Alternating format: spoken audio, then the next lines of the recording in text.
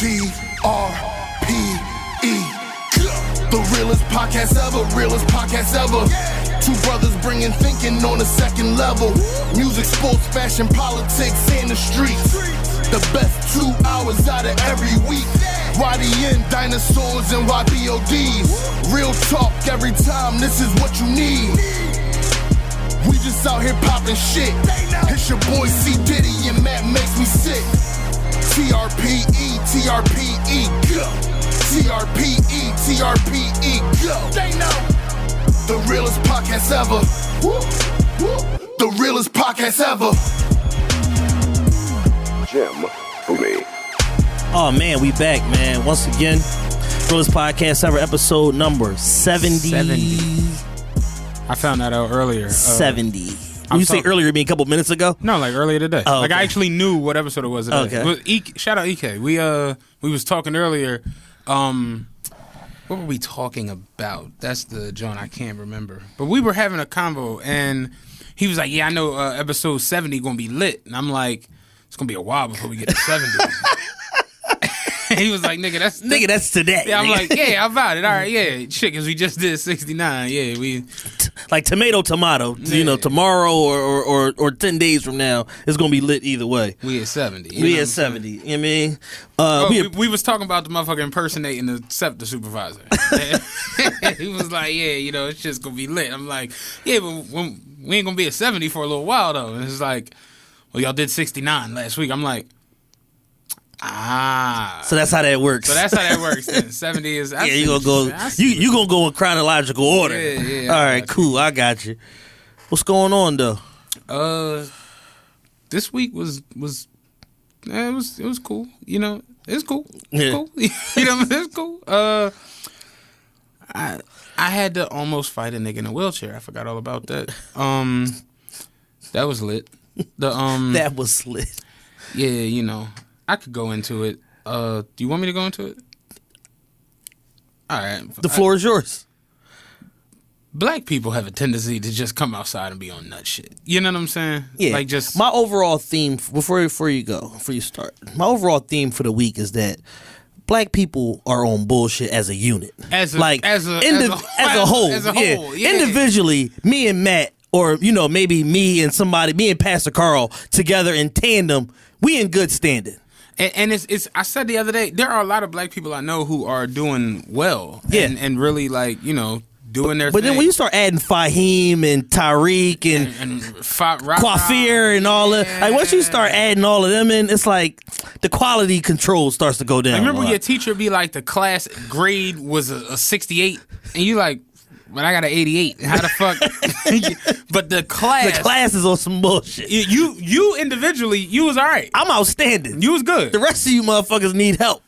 Tutoring is at 4:30. Yeah, like and that's where like I just look at the like I drive the bus. You know what I'm saying? I work. Like a lot of people, I know people who do all kinds of different things, and it's like you encounter all different walks of life. Yeah, I work in a strip club and sell a little dick on the side. You know what I'm saying? That's your thing. That's my thing. You know, and you run into all types of random little vagabonds and everything that go on. You know, it's the world. It's what's going on out here. So you can't avoid it. But my thing be, for me, I'm not like the stereotypical bus driver. Like I don't argue. I don't care. Not throwing no uppercuts. I'm not no, but it just be certain shit that where it's just like, why do we even gotta go? I pull up, I'm on the 9 the other day, overtime. I pull up, and the 9 is normally like chill, Chestnut and Walnut Street. Smooth route. You know what I'm saying? You just look at Nubian White Queens and relax. You know, like you really don't do anything on the 9 or on Chestnut or Walnut Street, at least downtown. You know what I mean? I pull up, this is how you already know the shit's going left. I pull up 21st and Walnut. I knew in my mind, I'm like, just keep going. That's what I tell him, you know, like I'm Run this light. That little man on my shoulder, like, get the fuck on out, keep going. Because I pull up to the corner, it's 4 people, 2 women, 2 dudes. One of them's in a wheelchair. He got a dog on the front of the wheelchair. Like, what's them little ugly little bulldog? A pug. Like a little pug, little men in black dog. Mm-hmm. He got one of them on the front of the wheelchair just chilling, like on the foot area, just chilling. And I'm just like, it's going to be bad. I should get out of here. He's playing music. He's got speakers built into the wheelchair. You know what I'm saying? So already I'm just like, this is about to be drunk. You know what I'm saying? So I roll the ramp out. This is how I know it's going super left, and it's going super left fast. He comes up the ramp. I open the gate, like the little enclosure, to get out. And I'm about to get out. He says, "No, big man, you good." And I'm like, the fuck you mean I'm good? Like, I got to strap the wheelchair in. He like, don't worry about it, I got it. And I'm like, I already know. You know what I'm saying? So I turn and look. My man is facing the people on the bus. You know, like you're supposed to face forward. Right. He's faced towards the people on the bus. Is the music still playing? Music's still on. You know what I'm saying? I'll get to that in a second. So I'm like, hey, yo, my man, I got to turn you around. Verbatim, this is what he says to me. How I'm going to see the hose if I'm faced that way? I can't see the hose. All the hose is back here. You know what I'm saying? I'm like, stop playing, dog. I'm like, come on, man. I got to turn. You got to turn around. So as he turning around, I'm like, yo, can you turn the music down? Now, mind you, he's got he playing Willie D's greatest hits. Listen, he got on "Long As My Bitches Love Me." That shit, the Lil Wayne, Drake, and Future John. That's blasting out the wheelchair. So I'm like, yo, I tap him. I'm like, yo, my man, can you turn that down for me? He like, yeah, I got you. You know what I'm saying? Let's just go on, because I'm going to 8th and Chestnut. I'm like, all right, yeah, just turn that down for me. What block are you at now? 21st. Okay. And Chestnut. Got like, 13 blocks of mayhem. So we riding. He turns it down, but I can still hear it, but it's like low to where it's like, whatever. It's my last trip. Just, you know. We get to like 19th and Chestnut. It's louder than it was at 21st and Chestnut. Etching this joint back. Yeah. I'm just slightly. See how much I can get on this. I'm playing it, but I'm not really playing it. I need y'all to feel where I'm coming from. And I'm cranking. You don't realize how bad that song is till it's blasting from a wheelchair on a bus full of white wheelchair audio. We going to Society Hill, and that, you know, I fuck who I want and fuck who I don't. Like that shit. I'm just like, so I open the glass. I'm like, yo, my man, look, can you turn that down for me?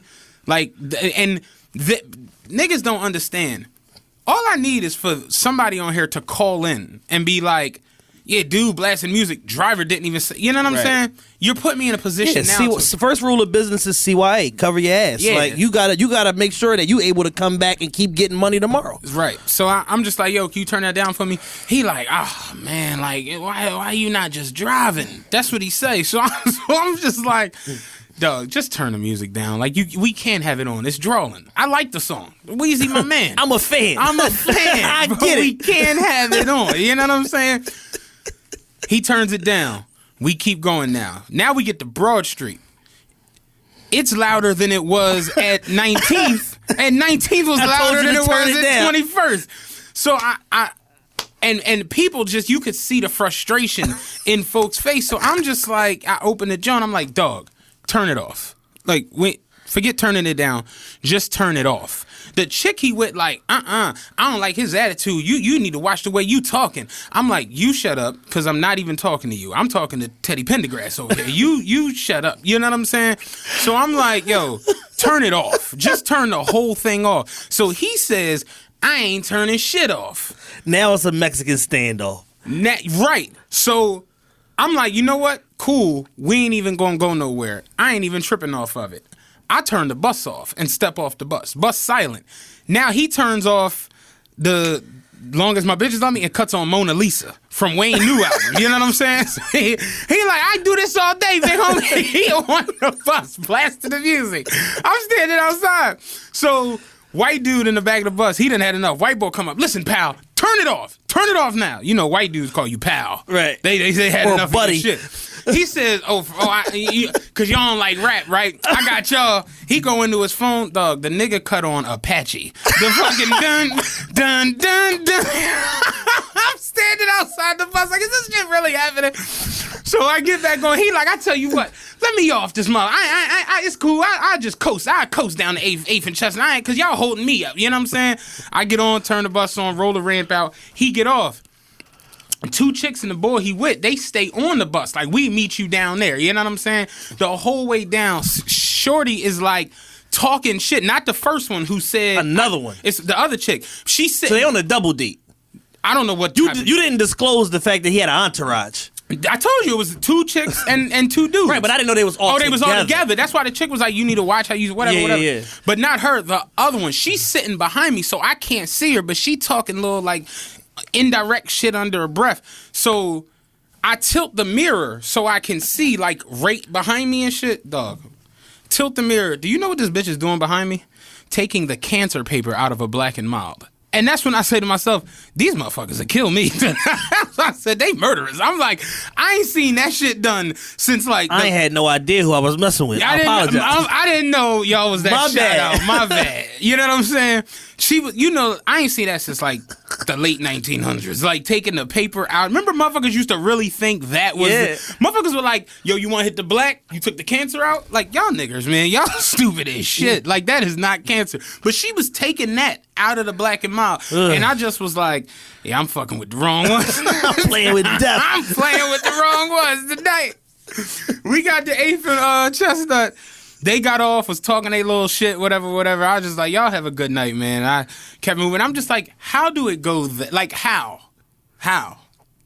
Remember the video? How? How? How do we get there? Man. And I was explaining it to a couple people, and they was just like, oh, well, you be bringing that energy. This is what motherfuckers tell me. Like, I'm like, nah, because from Rip, when they got on, it was already goofy shit, and I just was like, yo, can you do me a favor? Can you turn that down? Now, personally, I like the song. It's a great song. I'm with you, bruh. We can't have it on driving the bus into Society And you Hill. keep We can't do that. And I don't know where we just got this attitude where it's like, I'm going to hit the streets. I'm going to offend whoever. I'm going to annoy whoever. I'm going to disrespect whoever. And nobody better not say shit to me about any of it. I'm going to go home unscathed and eat my oodles and noodles. Yeah, and bang this meat. Yeah. And when and if anybody get in my way, I'm going to the ice pick on them. You know what I'm saying? Like I'm pulling the ox out. So yeah, but other than that, the week was good. You know what I'm saying? That was weird, but and other than that though, I can't complain. Yeah, my favorite story. Can we turn the heat down a little bit in here? It's definitely like rotisserie chicken status in here. Shit in here. So my favorite moment of the week is I talk to Matt all the time about the Vanity Grand DMs. And for the most part, it's a lot of low income chicks in there hanging around looking for bottle service jobs and bartenders and hookah girl jobs and shit like that. Occasional stripper or two, but this one story in particular kind of tugged at my heartstrings in a different type of manner. Guy hits me up. He said, yeah, I want to do a birthday party for my girl January 5th. I said, all right, cool. No problem, bro. We can get that set up for you, blah, blah, blah. This is what you get with the birthday package, woo, woo, woo. And he's like, well, yeah, but fuck that. Fuck the free birthday package. Yeah. I'm trying to do it big. You know what I'm saying? It's my girl birthday. I need a section. I need bottles. I'm bringing a cake. And I'm proposing at Vanity Grand. And I'm sitting here like, what? You said it the other day on Twitter, like, it's a motherfucker trying to propose to his girl in a strip club. Like, I'm sick of everybody. I quit and humanity. I commented on him like, oh, you hating on me. And he was like, if you do that shit, I'm stabbing you. I hope she stabs you. And I thought about it like, that would be kind of distasteful to propose in the stripping. Like, it's one thing if your girl is a stripper and you propose to her at the strippy, like middle of her set, mid strippy, and you like hold on, DJ A Boogie, I got an important announcement. I got something that I need to get off my chest. I got something that I need to get off my chest. You know what I'm saying? I love this woman. Cotton Candy up here on the pole. You would get booed. Like, shut the fuck up. Remember, what movie was that when a ball came in? Trippin'. Remember Trippin'? Yeah. I love this girl. Man, but you shut the fuck up. So the story gets better. So you shut the fuck up. he followed all the instructions I gave him. I tell him, yo, send me a picture for a flyer, That's gonna be where she get in free. Woo. All right, cool, no problem, bro. You send the picture. A few days go by, I send the picture back with the flyer. Boom. All right, you all set for January 5th, bro. You want a table? Let me know. So he like, yeah. I'm gonna have to cancel this. Oh shit. Let's just say she's a little ungrateful. And I got some things that I need to work through with her. But I'm coming back for my birthday on January 27th. Fuck what the fuck she talking about. I'm coming back for my birthday, so let me know what's going on around the 27th of January. But I'ma holler at you. I'll let you know what's going on. That's fucking crazy. Like, the thought of your girl being ungrateful because she don't want to have a birthday party in a strip club is like, what world do you live in, my nigga? I mean, he lives in a world where they blast as long as my bitches don't love me. On the him bus. and Wheelchair Boy got to be cousins because he's like, let's just say she's a little ungrateful. Like, he was hurt that she didn't want to have a birthday party at the strip club. And I'm just like, that's probably not it, Chief. Like, me and my girl, he told me the whole backstory. Me and my girl been together since we was 17. We grinded through the mud. And now, I want to show her my appreciation for her by giving her a birthday party at the hottest strip club in Philadelphia, Vanity Grand. And I'm just like, this probably not going to work out too good. Especially when you end it with the marriage proposal. Like, this is probably going to be awful. Yeah. Like, you got ass cheeks and hot wings surrounding your marriage proposal. That's probably not going to be the wave, bruh. I want to come to Vanity. I do. I spoke with a few close constituents the other day about it. I want to. But then it'd be like... And I know you. I know Chad would show me a decent time. I know I'd probably enjoy myself, hopefully, but hopefully. I really do have anxiety, around like a lot of like that shit last night. No, I'd have been in it for 10 minutes and be like, I walked up right. You want to go into that? Yeah, last night was Meek's album release party at Noto. They, shout out to my man Coon. He did it big. He dressed the venue up. They did the fucking big spotlights with the championships joint with the bat signal lens on it and all that shit. They fucking put the banners up. They had a fucking Super Bowl DC Super Bowl trophy for the person that popped the most bottles last night. Like, that's how they had the banner inside. Like, that's how the fuck you do a party. Like, he did that shit big. And shout out to him for making me a part of that.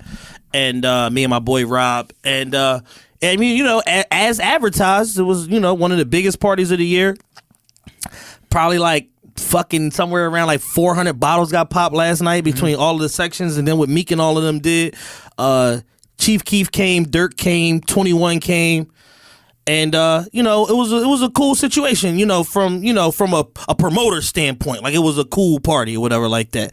And that was my first event at Noto. So that was like a good way to like start that relationship off with them. And, that was cool. I heard they were charging $300. $400 at one point. Oh, my God. Yeah, it was $200 at 11 o'clock. Yo, somebody told me that this morning, like, they was charging $300. I'm like, $300.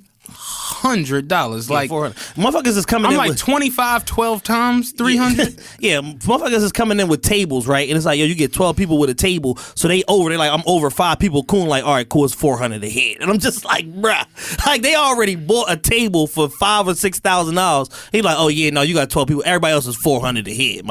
Like, he not even giving them like no price lock. Like, oh yeah, no, all right, cool, I'm gonna lock you in at $100 a head, whatever. No, $400 a head. I need another 2 bands from y'all to get in here.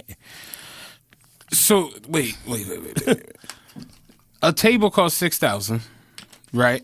So you get you get $6,000 for liquor, and then you got 12 free people. But motherfuckers is, it's a celebrity party, so everybody wants to go, and motherfuckers is trying to scumbag their way in to go at the lowest price point for themselves personally. So say you go and you get a table, and then I try to scumbag my way in on your table, and it's like, yeah, I got 12 people, but I already got my 12, but you could just come and just pay to get in. All right, cool. But then I get there and I still get stung for $400. Like, whereas I'm expecting that because I'm with you with a table, I'm gonna either try to skate in free or pay some reduced price, and I still get stung for $400. That's the salty joint. You know what I'm saying? When you thought you had it all figured out, like, oh yeah, my man got the bread, I ain't got to give him nothing for the table. I'm just pay to get in, and you still got to pay $300-$400. That'll ruin your whole fucking Saturday night. Yeah, it was going down last night. You know what I'm saying? 400, nigga. I'm going to David's. I'll holler at y'all. You might can invest in David's for $400. Real shit. Like, yeah, man. So, typical Meek party. All the bottle slugs and the scumbags was out in full force. Okay. Various DC affiliates who shall remain nameless sneaking in through the back door with their entourages and shit like that. Oh no, so and so. Like the one thing I learned about Noto in one night is that if you know the right names to say, you can get anywhere in the building. Okay. Like I'm in the fucking kitchen, I'm in the office where they count the money, I'm upstairs, I'm like finding hidden rooms, all type of shit. Like if you know the right names, you can skate through that venue because you can get past security, you can get past the bathroom attendant, you can get past anybody if you just drop the right names in there because they like, oh, well, yeah, if you, nobody cross-checks anything. Mm-hmm. Nobody's like, oh, well, let me ask Coon, do you definitely work for him? I'm just dropping names and I'm just getting wherever I want. Like, I'm in the kitchen, they doing bottle orders. I'm like, yeah, so what we doing? What's going where? I don't work here. I'm a fucking promoter. Yeah. I had nothing to do with this shit today. I heard it was a shit show though. Oh man, it was a fucking mess. So it got to the point where the groupie shit and the section hopping and the bottle slugging got so bad that Meek had to put up a series, not one, a series of PSAs on his Instagram story because y'all was dicking out of control last night. I mean, yeah. We've seen it for Jeezy. We've seen it for 2 Chainz at Onyx was especially bad. We've seen it for, remember Stevie J? Oh, man. You know what I'm saying? There was some niggas I know got caught up in some pics in that joint. That shit was looking bad. Yeah, it's like... That nigga walking through the crowd with his shirt off with a fur coat on. He get caught collateral damage standing in the photo shot. Did I ever tell you the Bernard Hopkins fur coat situation? No. All right. Real quick. My man Lou Nuts, he from Houston. He's up here. He got a Range Rover, okay. Right? So Houston, Lou's into a bunch of we ain't even gotta go there. nefarious activities. But he got a blue Range Rover sitting on 22s, right? So Lou tell me he like, yo, I'm gonna leave my truck at your crib. I gotta take a flight back down home real quick. I'll be back up here in like 2 weeks. He's like, if you want to rock out with it, go ahead, whatever. Paperwork in there, whatever. Whatever. So I'm like. All right. Of course I'm driving the Range. But, whatever, cool. It makes all the sense in the world to me. You know what I'm saying? So we're not just going to leave it parked here in the driveway. This was right before I moved out of my crib on BOSS. So this was like 07, right? And it was fairly new. Like, it was a 06. Like, it was a year old. Like, new it was car. A brand new Range, damn near. Sitting on fucking nice rims, good-ass sound system, had white interior. The shit was immaculate. So I'm like, fuck it, we out, and this shit is my Range now. You know what I'm saying? So we pull into the gas station. This shit was the silliest shit ever. Pull into the gas station. It's a Range in front of us, right? White John in front of us. Yeah. I don't really think nothing of it because I'm getting gas. So as I'm getting out the car, I peep. It's Bernard Hopkins. B-Hop. It's B-Hop. You know what I'm saying? It's him and some other guy, whatever. So I'm with Ross, and he like, yo, nice truck to me. I'm like, oh, all right, yeah, thanks. He was like, what year is that, John? I'm like, it's a 06. He like, yeah, this 08. And I'm like, you're the middleweight champion. You know what I'm saying? like, what the fuck was that for? You know what I'm saying? Like, whatever. I don't even pay that no mind. So I'm getting gas. Ross to him like, yo, can I get an autograph for my son? He like, yeah, sure. You know what I'm saying? He like, no, that'd be dope. Like, so Ross go to like pull out a $100 bill. So yeah, look at him like, what's that for? He like, just, sign that joint. You know what I'm saying? I give it to him. He like, no. He like, I got actual pictures in the trunk or whatever. Like, I signed one of them, give them to your son. So he like, oh shit, word, that's good, that's dope, I appreciate it. So he like, yeah, grab one out the trunk. Like, he pumping the gas. He like, grab one out the trunk. Like, I don't want to be all in your trunk. That's He like, all right, hold up. So he pumped the gas. I'm pumping the gas. We whatever. So I'm not looking at like what's happening. So he go in the back of the trunk. So he like, yo, what's your son's name? He like, he had the same name as him. He like, okay, cool. He in the trunk, like writing on it, whatever. Yeah. He give him the picture. He like, yo, appreciate it. Good looking. So I see Rose like look at it and look at me. So I'm just like, the fuck? All right, whatever. So they get in the John. It's him and his mans. They take off or whatever. Yeah. So he come like around the side of the truck, like in between the gas pump and the truck. And me like, what's up with your man, yo? I'm like, what you mean? He like, tell me this ain't weird.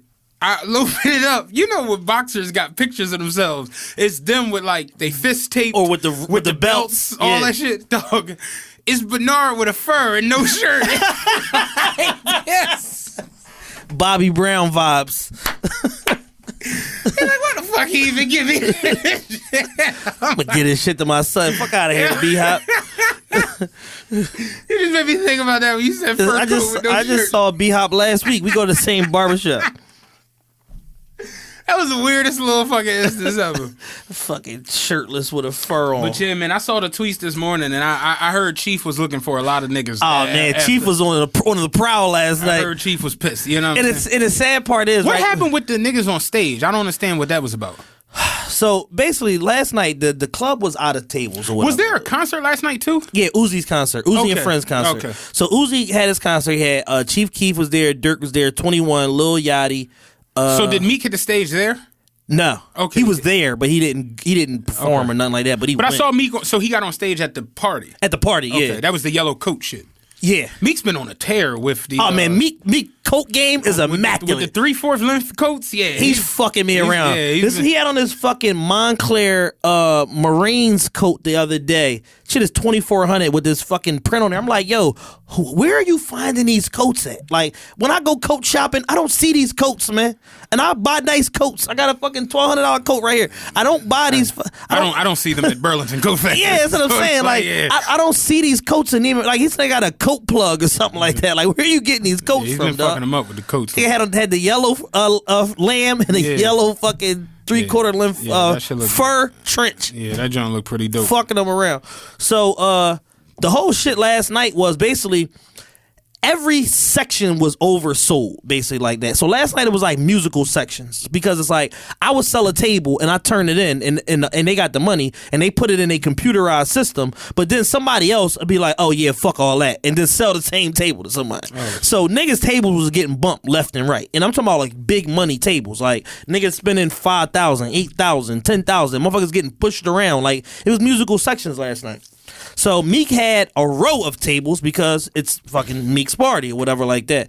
But the whole thing was to get him to the stage, to get him to perform. He's supposed to perform like 2 songs or whatever like that. And he couldn't get to the fucking stage because it was too many people and motherfuckers literally would not get out the way. And they was overcrowding the section to the point where when he got in there, they like blocked him in. So he couldn't get out. So he just he was forced to kind of just stand there and perform from like the side of the joint, but it's not like the highest point in the club. So a lot of people didn't even know he was there because it's fucking the light show and all that shit. They don't have like a spotlight to put on them or whatever like that. So he just kind of got like stuck in the section and he just couldn't fucking move the whole night. And he got stuck there and he was frustrated because he was basically like, yo, y'all, my fucking friends and family can't even get in the section because you show up and you got 22 motherfuckers with you. And I knew exactly who he was talking about. Like when he put the post up, because it's the same motherfuckers every event walking around with 100 niggas and just trying to get everybody to the section. I'm just like, yo, y'all gotta stop that shit, man. That boy a superstar now. Like, he's a household name. Yeah. Y'all can't be having motherfuckers crowding around him like that. You don't see Drake with 10,000 niggas around him.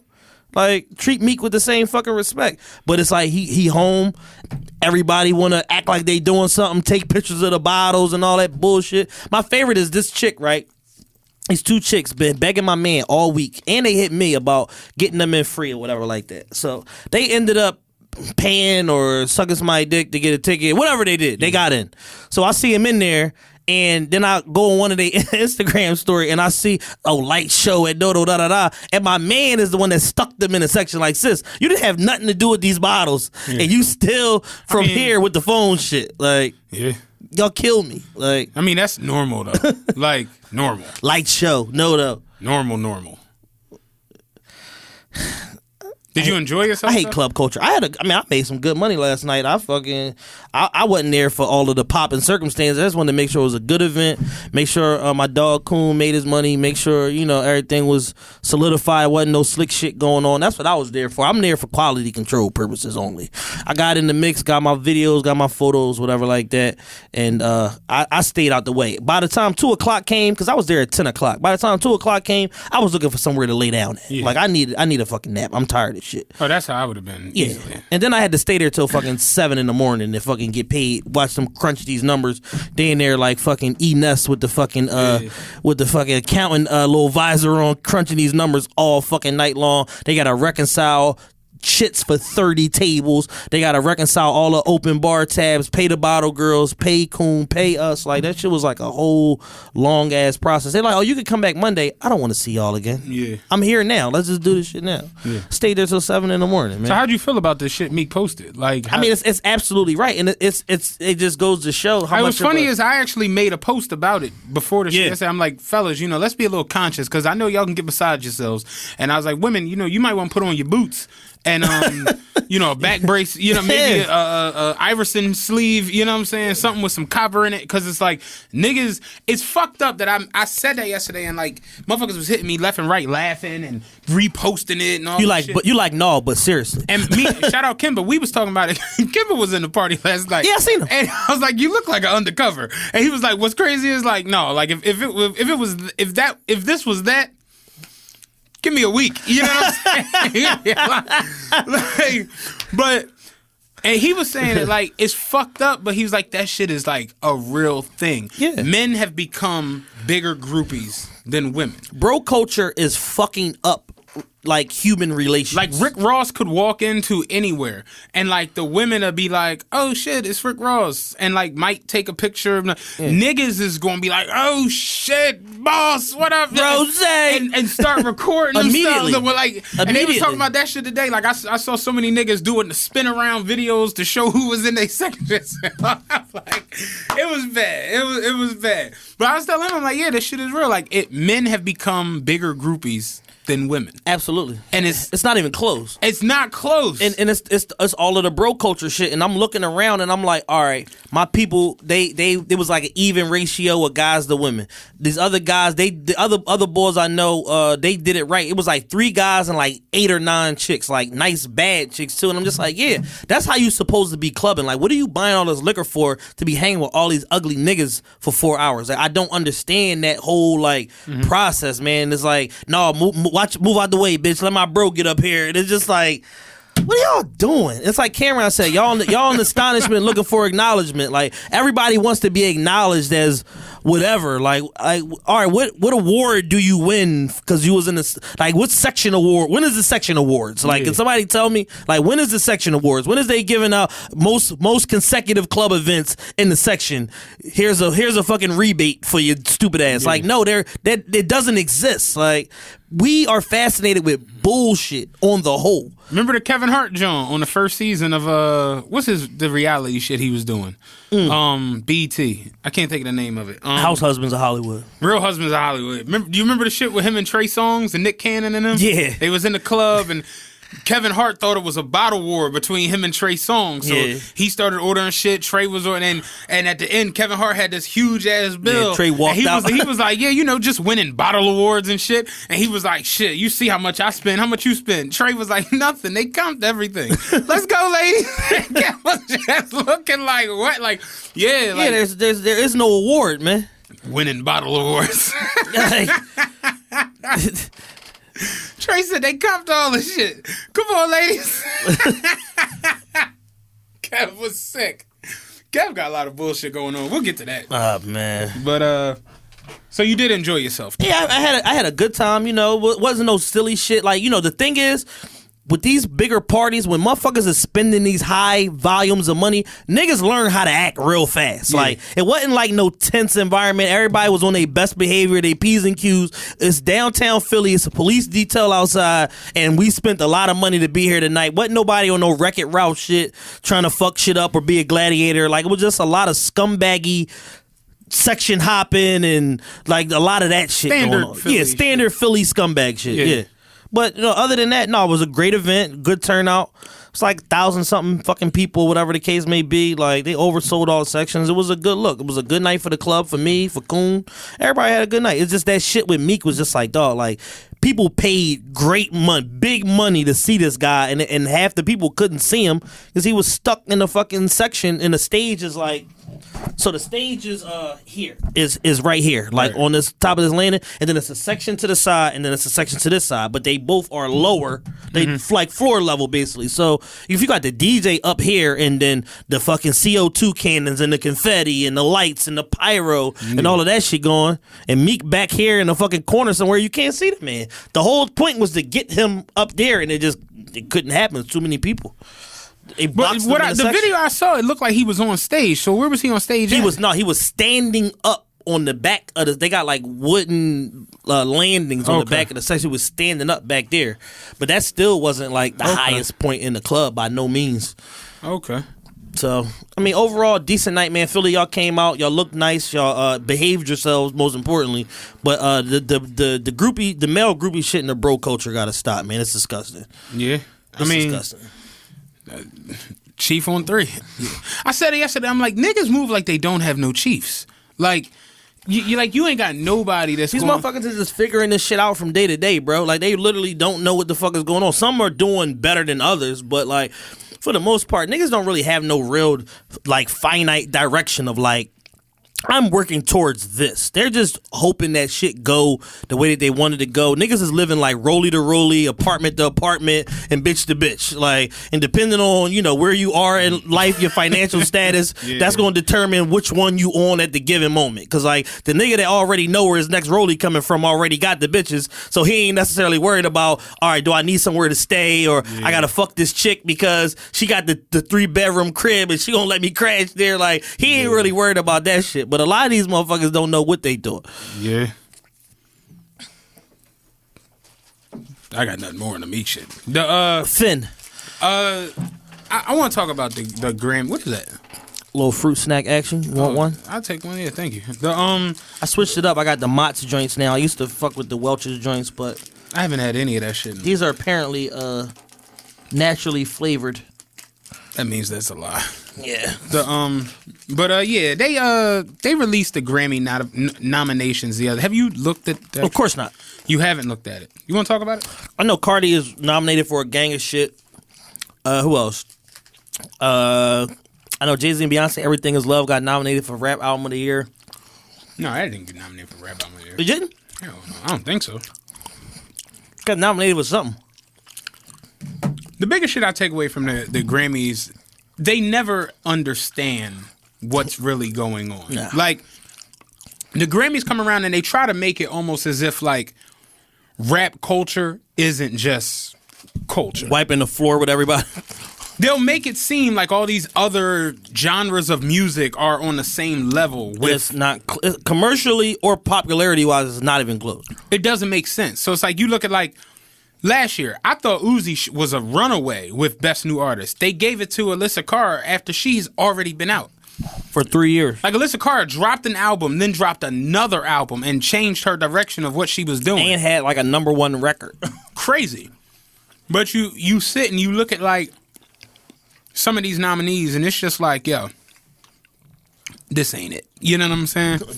Chief on conference line. He wants to talk to all of y'all at the Grammy committee. Like, what do you consider God's plan as far as genre? I mean, it's at the very bare minimum. It's the hip hop record.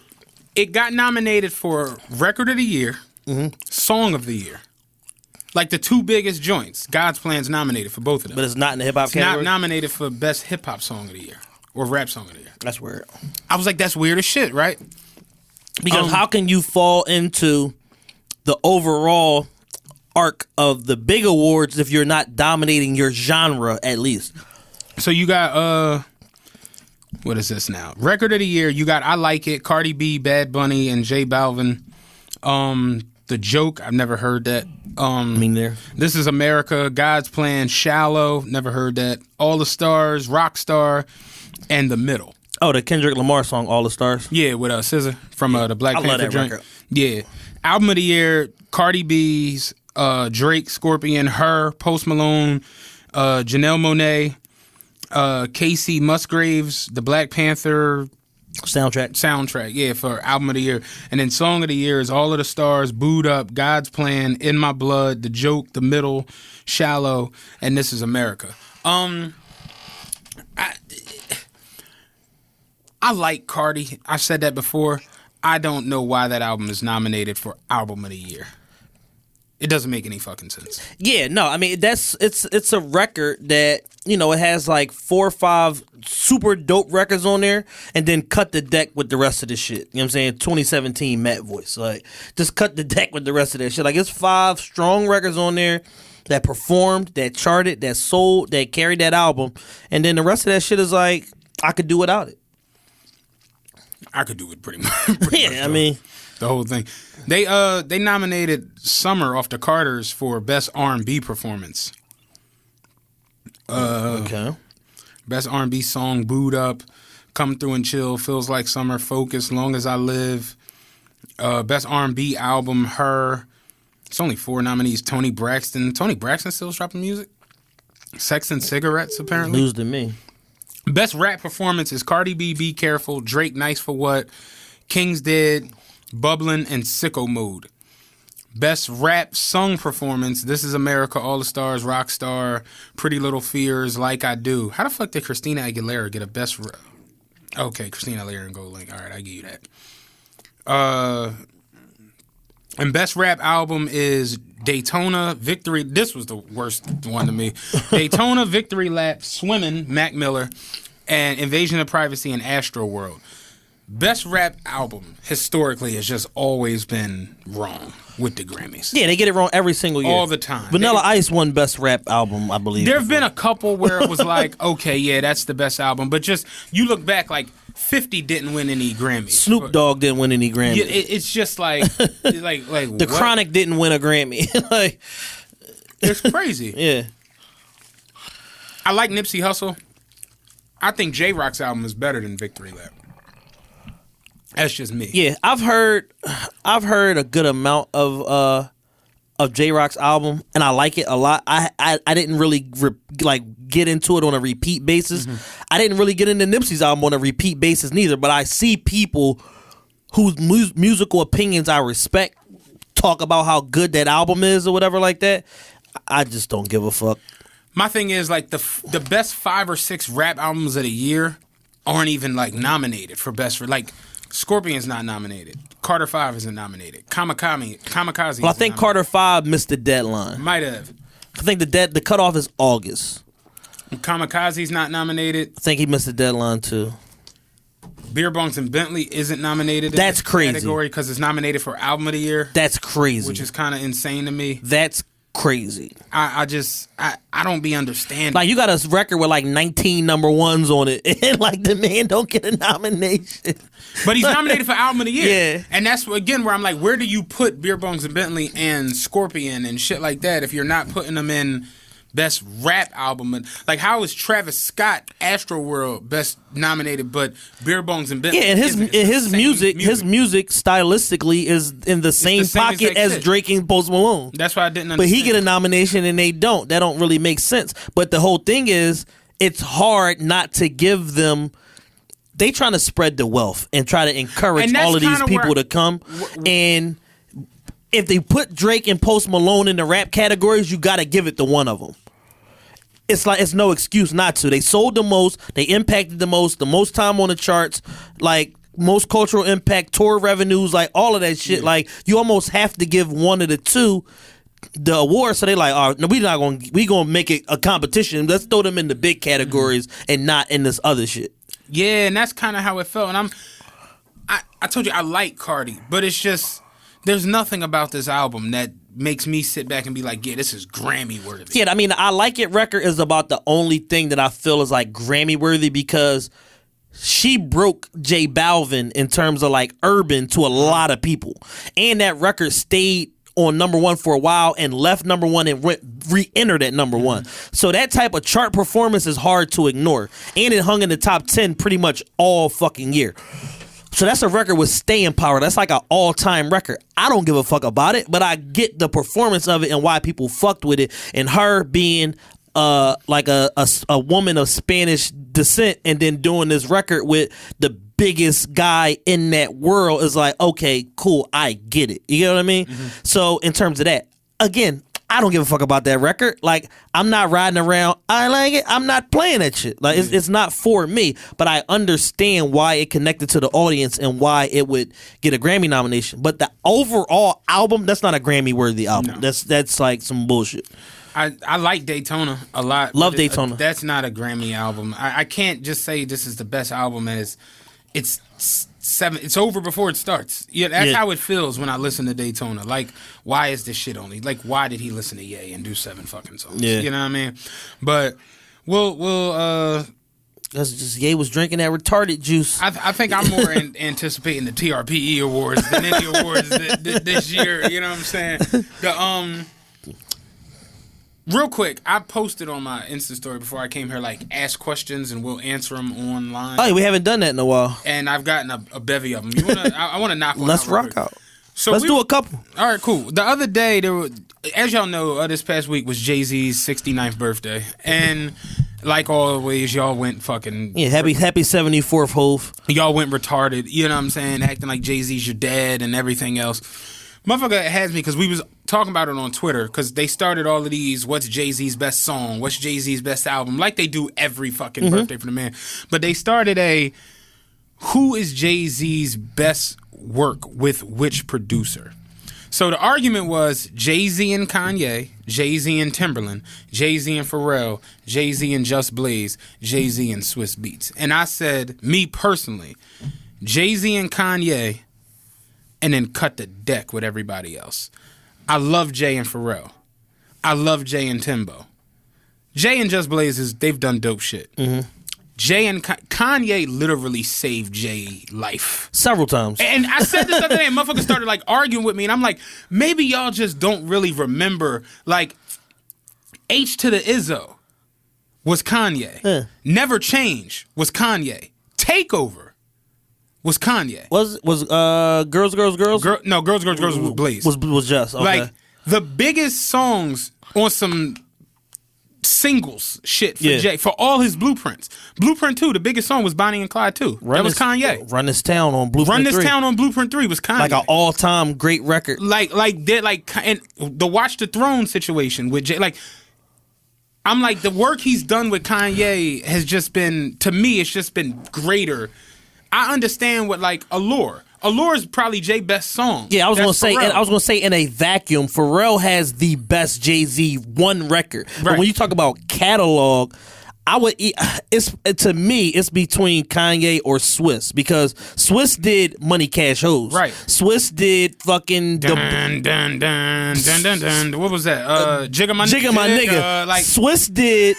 Remember Favorite Soldiers? Yeah, the Swiss produced the Blackout record with Jay and the Locks and DMX. Was that a Swiss production or was that Dame Grease? It might have been Swiss. Don't give me the line. That's what I'm saying. Like, so it's somewhere in that camp, but like Swiss got some like earth bending like Jay-Z fucking records that he responsible for, but Kanye catalog other shit because he was in house. Swiss did upgrade you.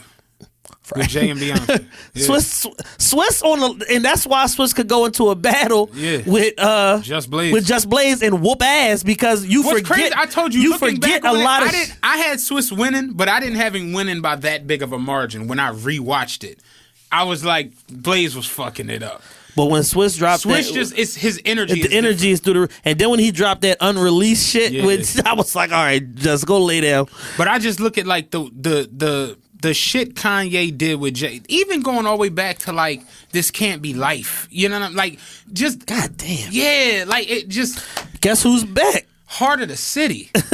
Yeah, Kanye said he made that for X, and it wound up Jay like, oh no. This. What was the other big joint from Black Album Kanye did? Dun, dun, dun, dun, dun, dun. Encore.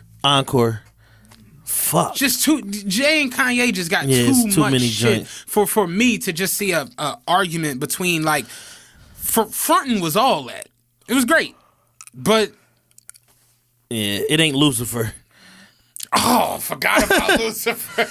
And then to see the black movie, then to see the black movie and see Kanye laying the whole shit out, and Jay like, yeah, like, yes, this is it. Like, It's a different. I understand y'all hate Kanye, and that makes sense. Oh, he's a complete suck ass nigga. Absolutely. But Kanye's musical greatness had go even past Jay-Z. Kanye doing The Truth for Beans, doing Down and Out for Cam. Yeah. Like Kanye, I ain't gonna say he kept the rock afloat, but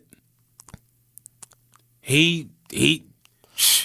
I mean, for a while, it wasn't no Rockefeller content other than Kanye. It's like he was the only one still putting albums out because Cam and them had left and went into Koch and all that shit that they was doing.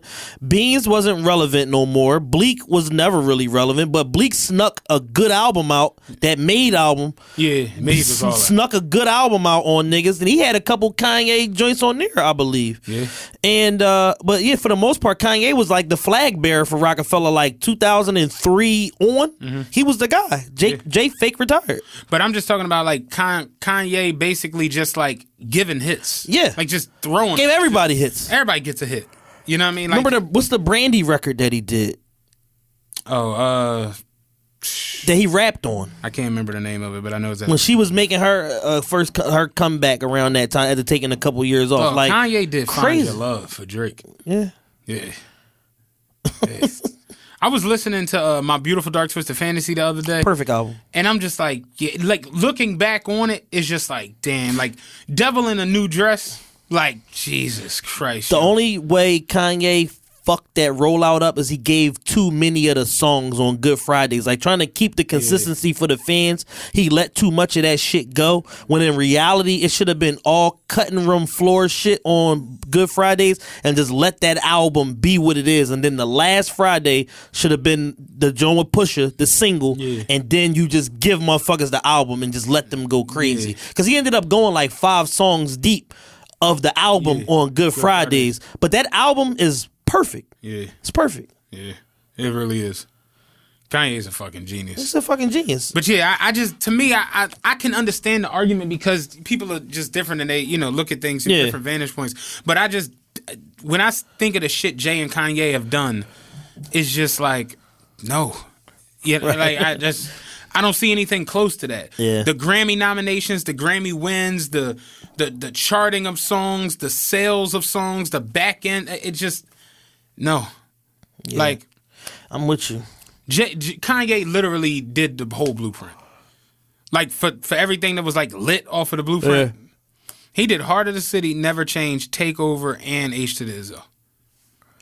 Just like I don't understand the argument. On top of doing his own shit, on top of doing Common shit, on top of doing Lupe Fiasco, and like it just Yeah.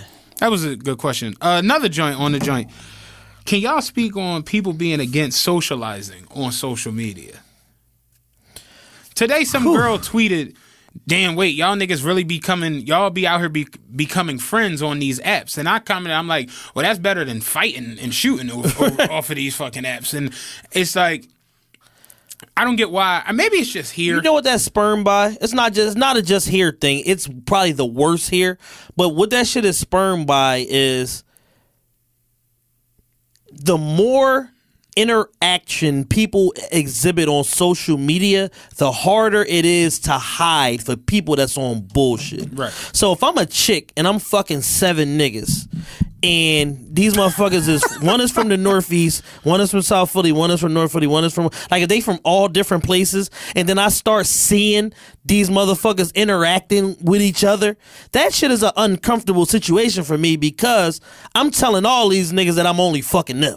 So the more that shit like that happens, the more people interact with one another on social media, the more it shrinks an environment and makes it to where there's literally 1 or 0 degrees of separation for people. Mm-hmm. And it makes it harder for people that's on bullshit to keep the bullshit going because information travels and people talk, and it ain't even that somebody might be trying to expose somebody. It's just in regular conversation, shit be coming out, and it's like, oh, Keisha from so and so, or Takia from North, and da da da. Oh yeah, no, cause she used to mess with my brother, and now the shit that you was trying to keep under wraps, now it becomes exposed. So it's an uneasy situation for somebody that's going through that, and a lot of times them girls be frustrated with, having they they business get out there because they be doing a lot and be trying to pretend like they not. And then when the shit hit the fan, somehow, some way, it's the guy's fault for being Joe and y'all niggas dick riders and this and that. But that's just hurt from, being exposed for your bullshit. That's an interesting take on that. I wasn't even thinking that. See, No. you a scoundrel. It's real psychology to this shit. I wasn't even thinking that shit. Hey, that was an actual pretty good breakdown. Yeah.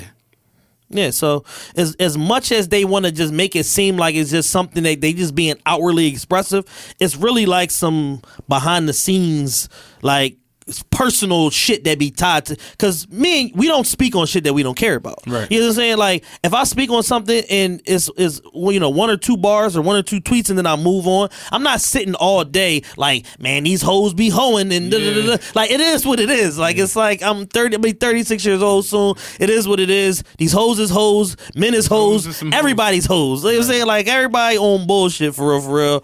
Except for Matt. Matt's a faithful black man getting married. You know what I'm saying? It's like everybody else though is on bullshit. Like, so it's like, what's the point of sitting there and harboring on a point that's already established? I had a good joke and I was gonna end it with via anonymous, but I ain't got time right now. Another question.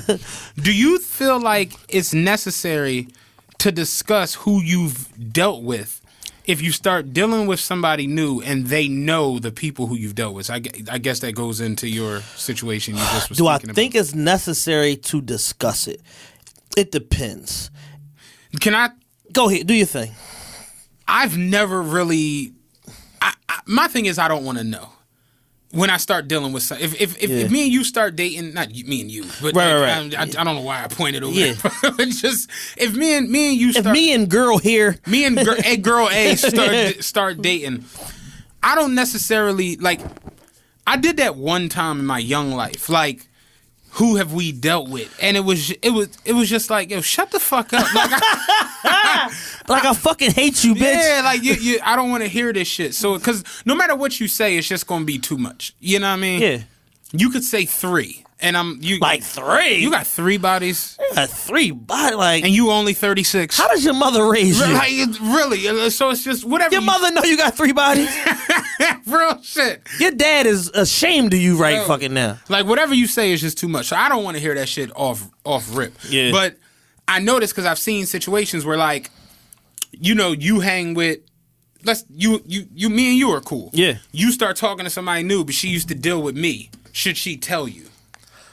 It depends. Like I'm the fling king. You know It what I'm probably saying? wouldn't even be not somebody because me and you talk like all the time. Yeah. So it's like if that was the case, I It'd would be be like, yo, disclosed. like, but maybe somebody who like in like a like take Jules. Yeah. You know him through me. Right. So it's like if she know, like she see you in a picture with Jules, like how you know him? Oh no, that's Matt, man. He comes to the studio, he cool, whatever. Like, should she tell you, well, I used to... Well, it depends. Number one, I'm the fling king. I'm only going to be around for motherfucking 15 to about 180 days, tops. You know what I'm saying? So, I don't even need to know none of that shit, because guess what? I'm not going to be around. I'm going to be fucking somebody else. But you coming clean and all this bullshit, I'm going to be fucking somebody else in a couple months. I guess it's somebody you taking serious. What? No, but that's where I'm going with it. But if so it depends on how the seriousness of the situation. Right. Like if me and her is like really like on some shit, and it's like even if it's new, and I'm just like, no, I really fuck with you. Like I want to build something with you. I need to know what the fuck is going on, because I don't want to be the nigga at the movies getting pointed at. Like, man, this nigga out here with this man. God damn, we was running the train on the bitch. Now, we gave her 4 tasty cakes. Like, I don't want to be a part of that shit. Like, leave me out of that shit. I guess that's a little different. It's like, yeah, you don't want to be the that boy, but I feel like everybody got a pass. Like Drake said, you got a pass and I do too. Like, so it's whatever she tells me, I'm still gonna fuck. Like it does. Whatever number you tell me, I'm gonna be disgusted. But I'm still gonna fuck. And you're gonna think I'm not gonna believe you anyway. Right. Like, cause this is like I feel like men will embellish. Yeah, man, I done ran down on 700 bitches out lying. Right. But a woman on the flip side, I tell you, I've only dealt with 11 You gonna dudes. slice that shit down. And that's a lie, because it's like, it's All normally... right, quick maths. All right. Quick maths. Quick maths. All right, say if a woman 25 years old, Right. say she lost her virginity at 16, that's 9 years of sex. Right. If she had 3 sex partners a year, which means one every 4 months. Right.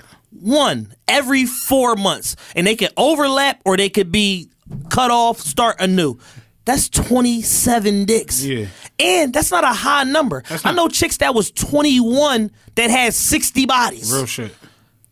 Not even 21. Like, I know that had 60, 80 bodies. Like, legitimate Jones, like, oh, yeah, no, because Carl and his homie partied me that one time, so that's 2. Yeah. Like, I was pregnant by this nigga, and then, like a legitimate 60, 80, 100 bodies. Like, people be fucking. Women be fucking.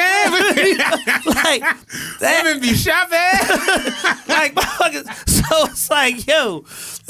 Yeah. So depending on the severity, of her past, here's the thing, it's tacky to ask. That's what I feel. It's tacky to ask because, number one, it's really none of your business unless, it's going to be your wife or whatever like that. Then you kind of want to know, what am I getting myself into? Like, you really want to know. But ultimately, my grandfather tell me this all the time. He's stone cold player, got 25 fucking kids, then fucked every bitch alive, let him tell you. And the only thing that makes one woman different from another one is how you feel about her. So if I love you, I'm gonna rock out and I'm gonna just be like, yo, you was a fucking whore, but I love you and I'm gonna overlook the shit. What the fuck was you getting into?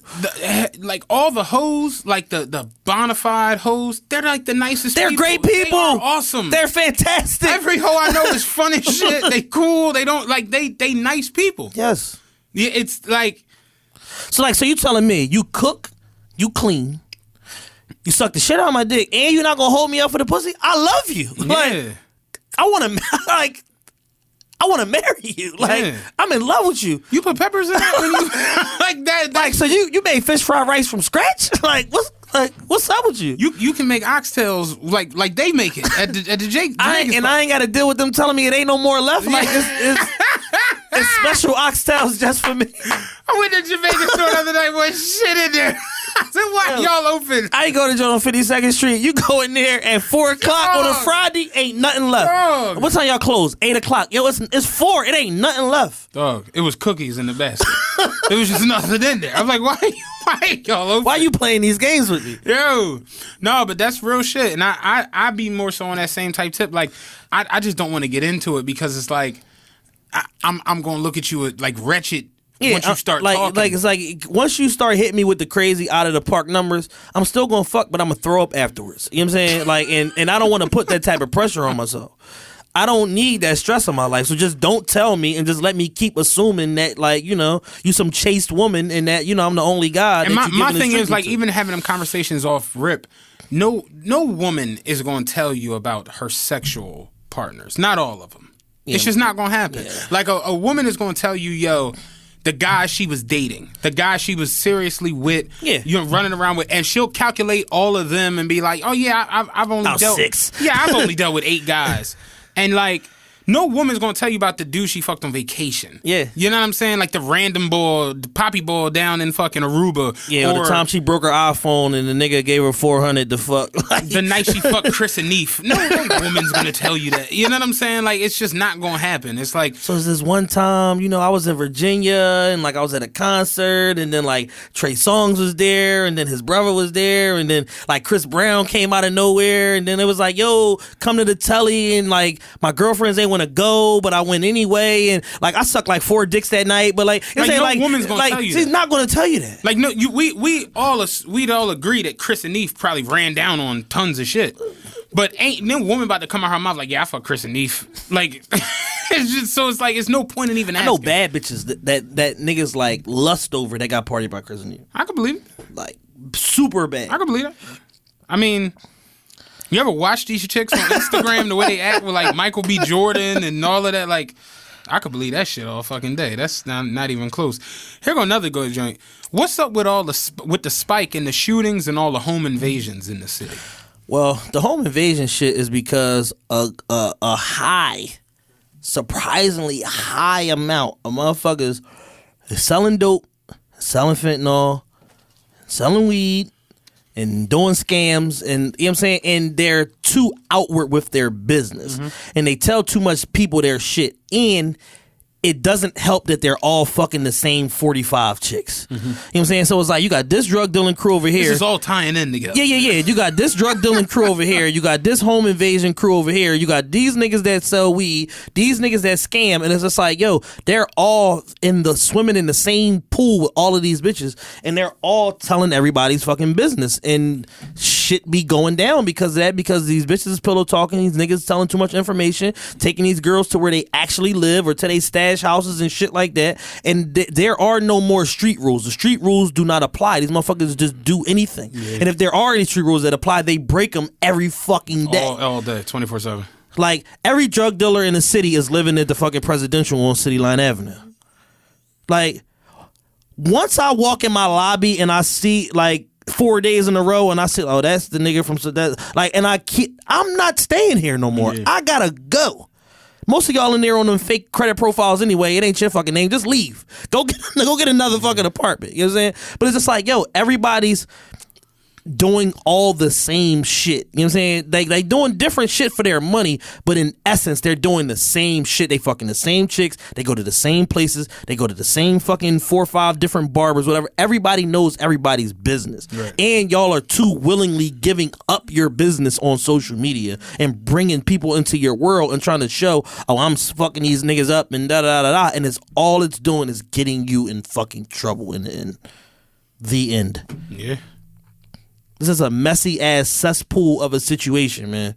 And nobody's like, probably shouldn't post this 40 bands on social media saying I live at the Presidential. That's probably like a bad idea. Yeah. Somebody's gonna follow my fucking ass, hoping that I got a fraction of that money on me. You know what I'm saying? Like, niggas are bold and brazen. Somebody I know a couple years ago was living at the mansion at Bala on City Line Avenue. And keep in mind, these are low rise like townhome style apartments or whatever like that.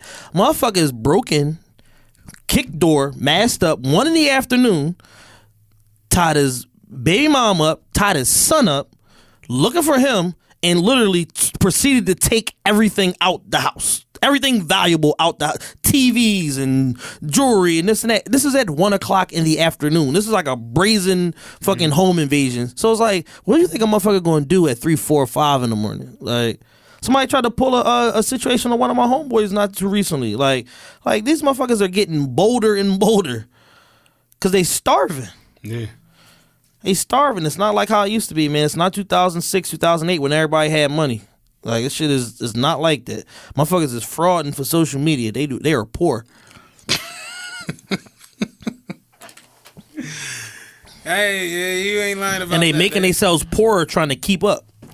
I was gonna say that next. Like, I feel like social media has like become a detriment to people when it comes to like how they live and manifest. First thing a Philly nigga do when he gets some paper is go buy a 2012 BMW Grand Coupe or one of them fucking Jaguar XJs. You get one for $30,000. That's the first thing they do. Go bust their head on one of them, and then they figure out everything from there. Go get them a scumbag rollie with a red face, and then it's like, all right, now it's on from there. All right, now I can maneuver. The red face has become the scumbag rollie. It's the scumbaggiest of all rollies. It is the scumbaggiest stuff to them yet. You ain't lying. They definitely go get a Grand Coupe and mad BMW shirts. All the Puma BMW shit. All the shirts coming to fucking. That's funny as shit. All right, last one on. We got more of them, but I want to get some of these topics. Since you guys hate everything, how do y'all friendships last? Well, here's the thing. Can I speak on that? Go ahead. I spoke with a friend of mine the other day. I was telling her because she was like, "You hate everything," and I'm like, "Here's the thing. I hate everybody. I don't hate everything. Right. I enjoy things. I like waffles. You know what I'm saying? I like, Spruce Street Harbor. It's pretty cool down there. I hate people. That's the thing for me. But it's like I don't hate everything. And when it comes to like friendships, I don't know. Like we friends, I guess. You know what I'm saying? It's like I don't know. I'm just not weird when it comes to like all of that type shit. I have a ton of friendships, like, and I have even more people that I'm pretty cool with. It's just like I know how to compartmentalize what's what. Like, I have a system for keeping people on my good side, which is if there's 10 categories to being a friend. I said this to a girl the other day. If there's 10 categories to being a friend, and I know that you a 5-star or 4-star friend in 8 out of 10 categories, I'm not going to deal with you in the capacity of those other 2 and give you an opportunity to fuck the friendship up because I'm just going to be off you. Like, if I know you're weird when it comes to money, me and you don't. We're not going to do no money business. interaction. Exactly. If I know you're not going to fight when the shit goes left, I'm not looking for you in that type of... if I know that if I bring you around some chicks, you looking for change for 8,000, like, I don't need that, you know what I'm saying? Or you trying to throw niggas under the bus, like, or, you know, when it come to women, you just can't focus and you just get so horny that you just start hating on niggas. Like, I'm just not bringing you in those environments. We gonna do all the other shit. We could talk on the phone, do the social media shit, all of that. We can fucking go jewelry shopping, whatever other shit it is about being a friend. Let's do that. But the shit that you a nut on, like, I'm just not dealing with you. Like, I refuse. And it could be something just as simple as, how many times have I ever hit you to ask, yo, you want to go to the gym with me? 0. We don't. Yeah, like you'd be like, what? Like what? Like, because I don't believe you going and I'm not coming. Real shit. It's just, you know, I feel like that's kind of how it is. Like, you become friends based off of what y'all do or what y'all like. Commonality, like what y'all are into, what y'all have going on, and that shit makes it could be something as simple as y'all both like, you know, scumbag drinks at this bar, right? That's yo, come on, cuz, hit the bar, and y'all in there, and it's like, and what's funny is every day I get somebody. It might just be one person. Normally, it's more than one that DMs me or texts me and be like, "Yo, I'm starting to hate everything like you too." You know what I'm saying? Big Dan called me the other day. He said, "Yo, tell Matt I officially joined the club. I hate everybody." I'm saying it's over. And he proceeds to tell me this story. I'm like, yeah, that's a good enough reason to fucking hate somebody. Like, you just tried to give somebody a fucking $1 million idea and they wouldn't go through with it, and now you see them, you know, promoting somebody else's product. Like, that'd be a little frustrating. Let's talk about Kevin Hart. Let's do it. Kevin Hart stepped down, and we should have had Spank come up. Spank gonna come back up. Yeah, I might sock him just to get the viral moment. But Spank been working, boy. Whenever Kev got something, Spank be working overtime on Twitter and shit. But hometown fucking superstar Kevin Hart, man. Kev stepped down from hosting the Oscars this year, and I didn't know that was like his dream was to like host the Oscars. I didn't know it. I had no idea. But he stepped down amid like backlash of some old tweets that he refused to apologize for because he's already apologized for them. Didn't I tell you how that old tweet shit is starting to be like? Oh man, don't worry, media. We already cleaned our shit. Fuck y'all. It's crazy. It like, my thing is this: you're 35. Yep. So you've been on social media. I don't know if you've been on it since its inception. I've been on social media consistently since 2009. I've been on social media since 2006. Like, I had a MySpace, Facebook, and all that shit, but it was like I was on MySpace. It wasn't to this level. I was on MySpace and Black Planet. My Black Planet was lit. I had a Black Planet. My shit was unlit. My Black Planet was lit. I was having a tough time connecting with folks. It was not lit. I was having a tough time connecting. Shit wasn't really working out. This shit ain't what I thought it was gonna be. Yeah, Chief had to redirect me several times. Like, nah, that ain't it, Chief. Back it up. Reverse the car. I was having a tough time connecting with people. Flat out. That's funny as shit. Sometimes you gotta just be real with yourself. I was having a tough time. Like how the boy said, I ain't going front. We took an L today. It's like one of them Jones. Like, yo, it's a little tough, man. It wasn't as easy as the tutorial made it out to be, you know? Yo, you sit down and you just like, this ain't it, man. I wish it was, but you know, it ain't it, man. Yo, I remember, I ain't gonna say his name, but my man, he found like 2 party bitches on Black Planet and was like having these wild ass threesomes. I'm just like, you gotta show me what to do on that. Like, what's the algorithm? Yeah. Like, bro, I gotta figure out how to work this shit. What code did you put in to unlock this shit? But yeah, I was on Black Planet and MySpace and shit. So I'm gonna say I've been on since like 06, 07. Okay. And when I think back to just, it ain't even necessarily one app. Like, I'm not, you figure Instagram, Snapchat, Vine, Twitter, Facebook, MySpace, Black Planet. What else was huge for a little second? Is that all of them? I think I got them. Fucking Dame Dash had a social network, Block Savvy. Block Savvy, I remember that. Jermaine Dupri had one. I don't remember that. I forget the name of it. That shit's still active. But yeah, like just all of them. And I think back on the shit that we used to say and the shit that we used to do. Yeah. And in specific, I think of Twitter because Twitter was literally just mayhem. Tweet. Like it wasn't. Like, if you see somebody that has 300,000 Facebook posts, you like, all right, you're a serial killer. Like, that's kind of weird. Climbing people's windows. But to have 300,000 tweets is like, whatever. Like, that's just what it is. So it's like, and I told you, when I went back and looked at my old tweets, because it's very simple. You go on to the actual twitter.com, go to the search bar, type in your @name, and then whatever word you're looking for. Yeah. The whole and people be like, yo, y'all be going far as shit back to find these old tweets. No, dickhead. You don't. You go to Twitter, type in your @name or anybody's @name, and type in a word. Every tweet they've ever tweeted or responded to with that word. It's tweets I can't even get rid of with like nigger and shit, like because somebody tweeted it to me and I can't delete it, but it's there. So it's like any old word, whether it be, maggot that starts with an F or whatever. Romo that starts with an H. Yeah, all of these different words, you can find them instantly. In the blink of a fucking eye. All of these shits is there from 2012, 2010, 2009. And I look back on it and I'm just like, damn, we really used to wow.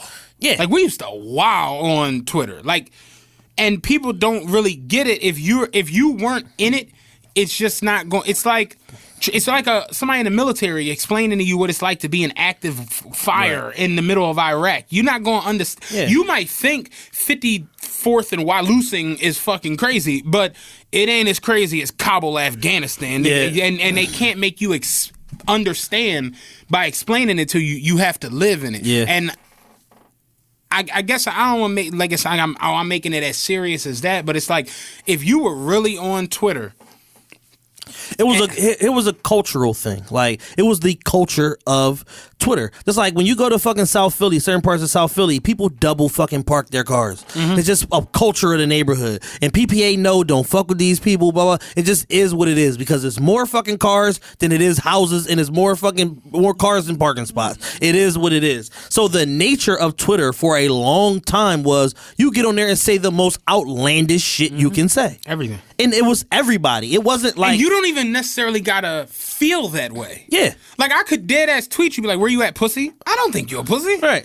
But where you at, pussy? And that's just what it was. And it's annoying to me to watch people ascend to these great heights and have to deal with silly shit from 6, 7, 8, 9, 10 years ago. Yeah. Never mind the fact that you might have said, you could have said this and you could have went on a rant against a certain group of people. In 10 years, that man allowed to change.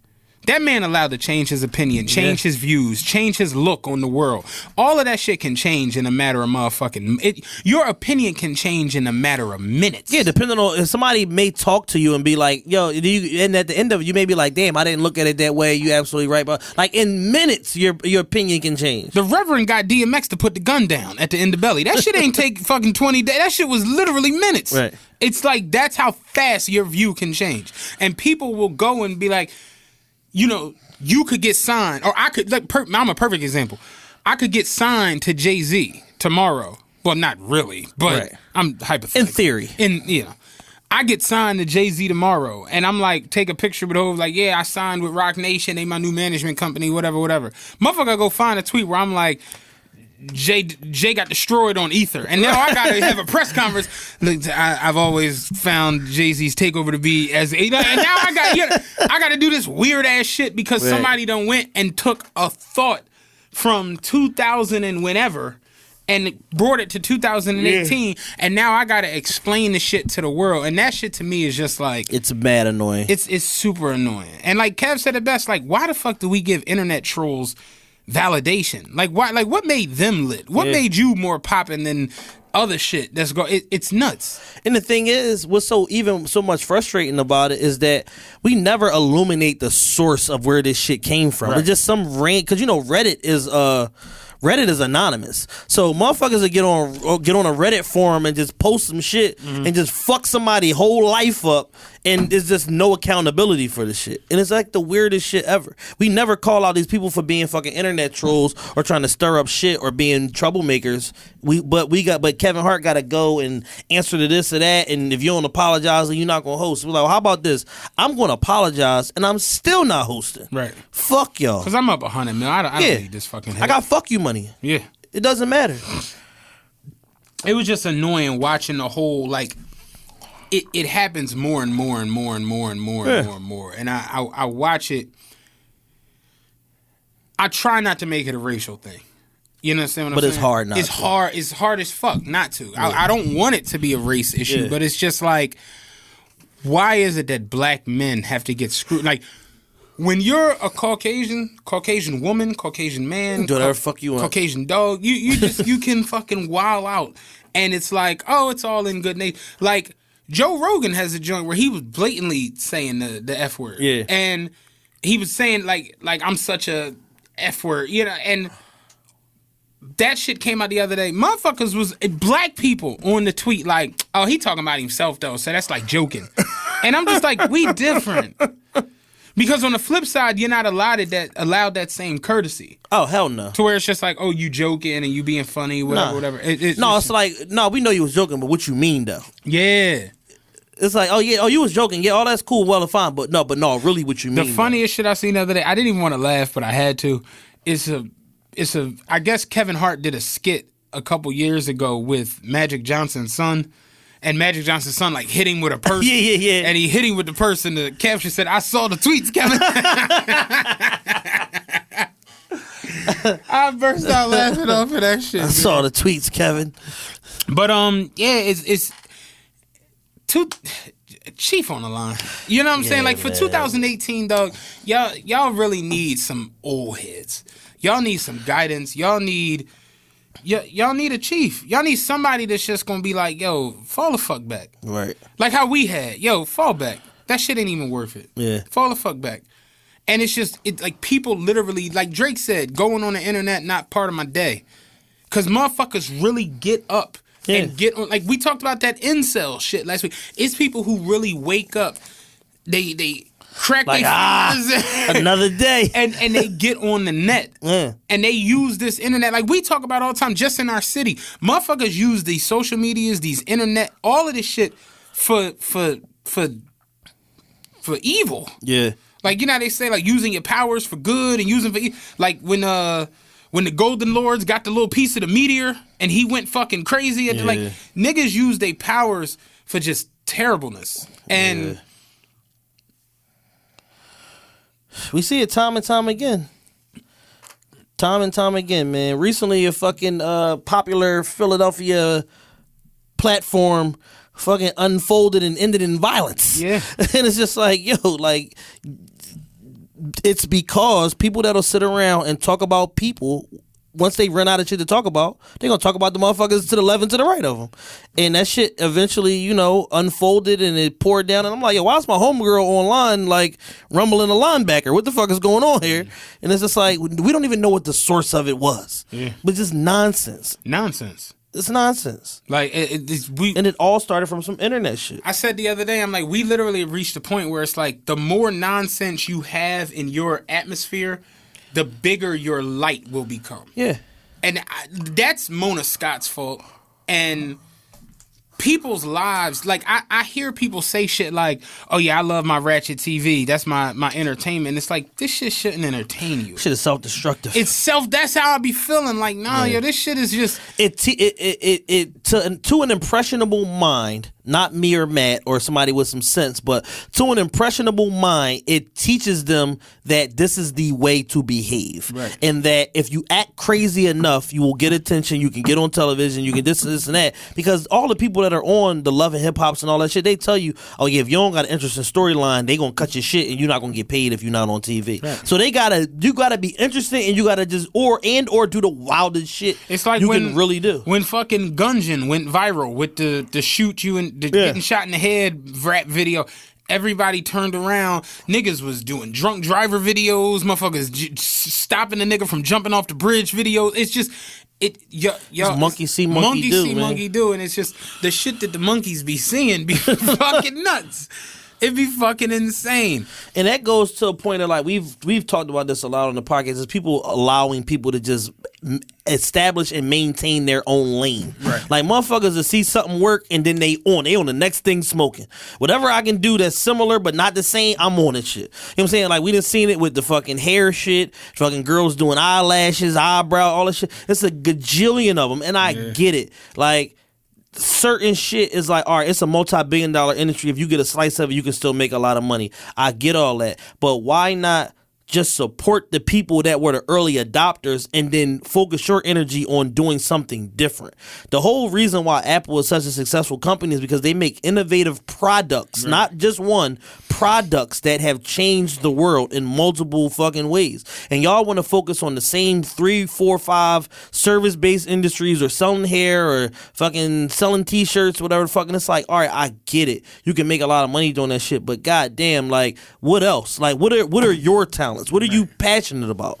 Like, you got motherfuckers doing shit they're not even passionate about just to make a fucking buck. And that's where the whole downfall of like the terribleness comes to fuck. Black said that shit the other day. Like, the shit is just weird. Like, we could be here till fucking Tuesday if we keep go down that motherfucking joint. What did Nick Cannon do? So what Nick Cannon did, Nick Cannon went and pulled up old tweets from all these popular like white actors and comedians and shit like that of them being homophobic, racist, or just downright hateful, and was like, oh shit, like retweeting them like, oh shit, like Sarah Silverman, Amy Schumer, like a bunch of people, and it's just like nobody cared. You know what I'm saying? Because like for whatever reason, like it seems like the rules are literally fucking different. No. But black media covered it, but nobody in the mainstream media covered that shit. But he just basically putting it, like, just illuminating that it's a double standard. Like, Kevin Hart gets persecuted for something he said 9 years ago, but Amy Schumer could say some shit 9 months ago and nobody gives a fuck. Why is that? It's crazy. I didn't even know. Yeah. Yeah, this was like maybe like 2-3 days ago he did this. Like, Bossip covered it and a couple other black media outlets, but for the most part, people just kind of like let it, you know, just let it ride under the bridge, so to speak. Like, oh no, that didn't happen. It's like you said with Joe Rogan. It was like, oh, he's talking about himself. That's different. Yeah, hate language is hate language, regardless of you know how you use it or who you aim it at. Do you care about Cardi B and Offset at all? No, not really. I hate the fact that they were like relationship goals for. It did. I mean, I get why they were relationship goals for some of you people. They were basically like the epitome of like a drug dealer and a chick that sell hair getting together. It's like basically what they were. The old shit used to be the party promoter and the bottle. Right. Yeah, they were like the top level of that. Yeah. So it's like a retired stripper, an ex-D boy, both rappers now. Relationship goals, and it's like, yeah, no, and it just shows how much like you could really love somebody but treat them like absolute shit at the same time. You know what I'm saying? Like, or you could be or you may think you're in love with somebody, but you just in lust and you caught up in being infatuated with this person, but it still don't stop you from, you know, running down on Cuban Doll and Summer Bunny and whoever the fuck else. And what you got to realize is that he's a young man. They both extremely young, like 23, 24 years old, like extremely young. Yeah, they are that young. Kids. Yeah. They kids, really. Like, I'm fucking about to be a 12 years their senior. You 8, 9 years older than them. You get what I'm saying? They're extremely young. And I know 24, 25-year-old me, I was fucking like it was going out of style. Yeah. So imagine 24-year-old me with 15 Yeah, I million. was about to say with 20 behind you. What? Yeah. Are you kidding me? Like, can you imagine what his royalty statements look like every 3 months from fucking Bad and Bougie and Stir Fry alone? Not to mention all the other shit and the fact he just got off tour with Drake. What them bags look like? Yeah. Like, it's they are making unreal amounts of money, and the pussy is looking for you at this point. Yeah. Like he didn't even got to be setting up shit. He could just be show up somewhere and be Offset, and 10 bitches want to fuck. Yeah. Flat out, and out of the 10, they're going to get progressively nastier depending on what the chopping block is looking like. Right. So you like, man, I'm only got room for 2. So y'all going to have to such. Somebody out of that 10 is going to be with it, if not all 10 of them. Yeah. So it's just like he in a precarious position, man, where it's just like, dog, like, I get it, you with your woman and all that shit, but on the same token, like, man, like, you know, you gotta live your life and learn and experience and, you know, figure out what you really, really want. And it just, you know, his relationship got in the way of figuring out what he really wanted. Yeah. Because it's like, all right, you have an opportunity to get Cardi B, you supposed to lock her down, absolutely. But I saw motherfuckers but in like, reality, why you would may not be cheat ready. on Cardi B, and I'm like, why not? I ain't want to sound like, but I'm just like, Yeah, I like- mean, like, what does that mean? Like, Yeah, not to be a chauvinist, but like, why not? Like, no, I was more so on the tip, like, motherfuckers like, why would you cheat on Cardi B? And it's like, what? you need a reason? Like, I'm more so on the tip, like, what does that mean? Yeah. Like, what, you know, it's like, I know y'all don't like to accept it or look at it in the same light. Jay-Z cheated on Beyonce For years. with a white woman. Like, Jay-Z cheated on Beyonce so bad her sister whooped his ass. real shit. How livid and just disrespectful cheating do you gotta be for the sister to be like, no, nigga, I had enough of you. I'm going in your mitt. Remember Undercover Brother when he went undercover as a white guy and they came back to the Brotherhood and she was like, and he slept with a white girl. Dave Chappelle, oh my God, how was it? How was it? Like, yeah. Like, Jay-Z is a scoundrel. There's a rumor that he was fucking Dame Dash ex-wife. Yeah. Like, a scoundrel. Yeah. They both was kind of scoundrels though. I like read something about the whole Aaliyah shit. Oh, yeah, Dame Snipe. That was a snipe. Yeah, Dame took that. Dame took that and wifed her. Crazy. But yeah, like I really didn't care about the whole Cardi